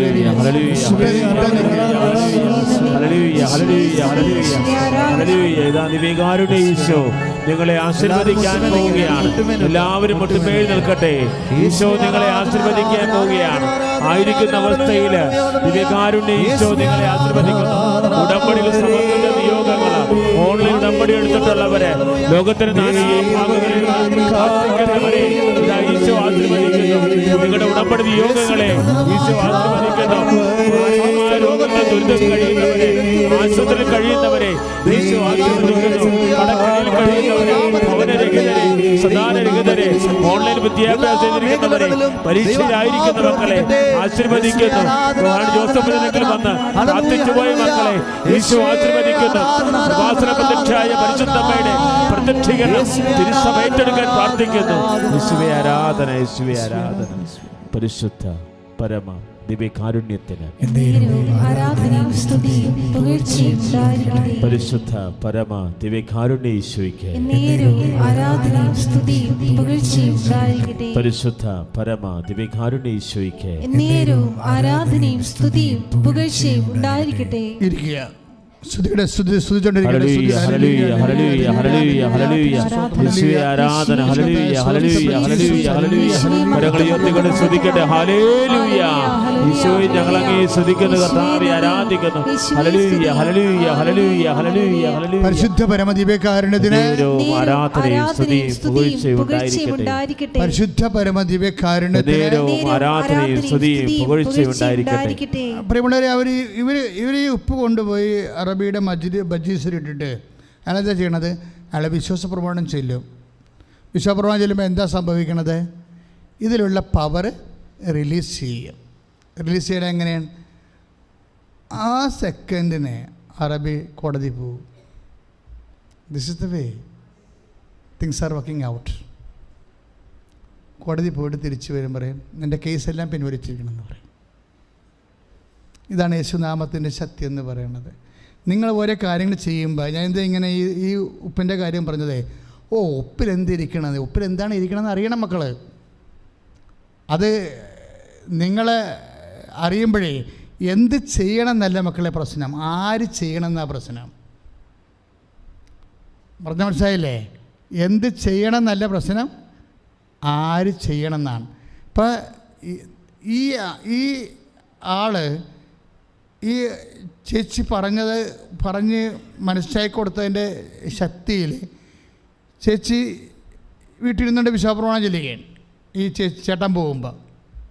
അപ്പോൾ അവരൊക്കെ അത് അങ്ങനെ ചങ്കക്കൊണ്ട് അങ്ങനെ വിശ്വസിക്കണേ, അതാണ് പ്രശ്നം. അല്ലാതെ അവിടെ കൊണ്ട് ഒക്കട്ടെ എന്നും പറഞ്ഞില്ല, കിട്ടിയാൽ കുട്ടി പോയാൽ ചട്ടിയെന്നും പറഞ്ഞ് ചെയ്യരുത്. ഇത് ഇൻവെസ്റ്റ് ചെയ്യുമ്പോൾ നമ്മൾ രക്ഷ പ്രാപിക്കുന്ന ഫോർമുല എപ്പോഴും ഇങ്ങനെ മനസ്സിൽ ഓർത്തുകൊണ്ടിരിക്കണം. രക്ഷ പ്രാപിക്കുന്ന ഫോർമുല എന്താണ് വെച്ചാൽ യേശു കർത്താവാണെന്ന് അത്തരം കൊണ്ട് ഏറ്റുപറയും. ദൈവനെ മരിച്ചോന്ന് ഉയർപ്പിച്ചെന്ന്. അപ്പോൾ ആ അറബിയുടെ കേസ്, അവൻ്റെ ജോലി മരിച്ച അവസ്ഥയല്ലേ. അറബി ചെന്ന് പറഞ്ഞില്ല എന്നുണ്ടെങ്കിൽ അവൻ്റെ ജോലി. അപ്പം മരിക്കുമ്പോൾ മനുഷ്യൻ മരിക്കണ കാര്യം തന്നെ കണക്കാക്കരുത്. നമ്മുടെ ജോലി മരിക്കാം, വസ്തു വിൽക്കുന്നില്ലെങ്കിൽ വസ്തു മരിക്കാം. നമ്മളെ സംബന്ധിച്ചിടത്തോളം അത് ഡെഡ് ലാൻഡാണ്. ഇങ്ങനെ ജീവിതത്തിലെല്ലാം ഡെഡായിട്ട് വരും. ജോലി, വീട്, വിവാഹം. ഇന്നലെ ഒരു സാക്ഷ്യമുണ്ട്, 23 വർഷം കഴിഞ്ഞ ദിവസം 23 വർഷം മക്കളില്ലാത്തവർ. അപ്പം ഡെഡല്ലേ അവർക്ക്. അവിടെ ഗർഭപാത്രം ഡെഡാണ്. അവിടെ വേറെ ഒരു സ്ത്രീ പറഞ്ഞത് അണ്ടം ഉൽപ്പാദിപ്പിക്കുന്നേ ഇല്ല. അപ്പോൾ അവരുടെ എന്താണ്, അണ്ടാശയം ഡെഡാണ്, മരിച്ചു. 23 വർഷം മക്കളില്ലാത്തവരെങ്ങനെ ഉടമ്പടി എടുക്കുമ്പോൾ മക്കളെ കിട്ടണത്? യൂട്യൂബിലുണ്ടല്ലോ സാക്ഷ്യം. 23 വർഷം മക്കളില്ലാത്തവരെങ്ങനെയാണ് മക്കളെ കിട്ടണത്? ചിലപ്പോൾ ബീജം ഉൽപ്പാദിപ്പിക്കുന്നില്ല, ചിലപ്പോൾ മൊബിലിറ്റി ഇല്ല, മോർട്ടലിറ്റി ഇല്ല, അങ്ങനെ ചിലപ്പോൾ കൗണ്ടില്ല. ഇതൊന്നും നമ്മുടെ വിഷയമല്ല. ഒന്നുമില്ലെങ്കിലും യേശു ഉണ്ടോ, അതാണ് പ്രശ്നം. പറഞ്ഞാൽ മനസ്സിലായില്ലേ? ഇപ്പം ഡോക്ടർ പറയും ഇതിന് മൊബിലിറ്റി ഇല്ല, നിങ്ങളുടെ ബീജം ഓടുന്നില്ല. ചില പറയും, ഡോക്ടർ പറയും നിങ്ങൾക്ക് ഇതിൻ്റെ കൗണ്ടില്ല, കറക്റ്റ് വേണ്ട കൗണ്ടില്ല എന്ന് പറയും. ഇങ്ങനെ ഇല്ല എന്ന് പറഞ്ഞാലും നമ്മൾ പറയും യേശു ഉണ്ടെന്ന് പറയും.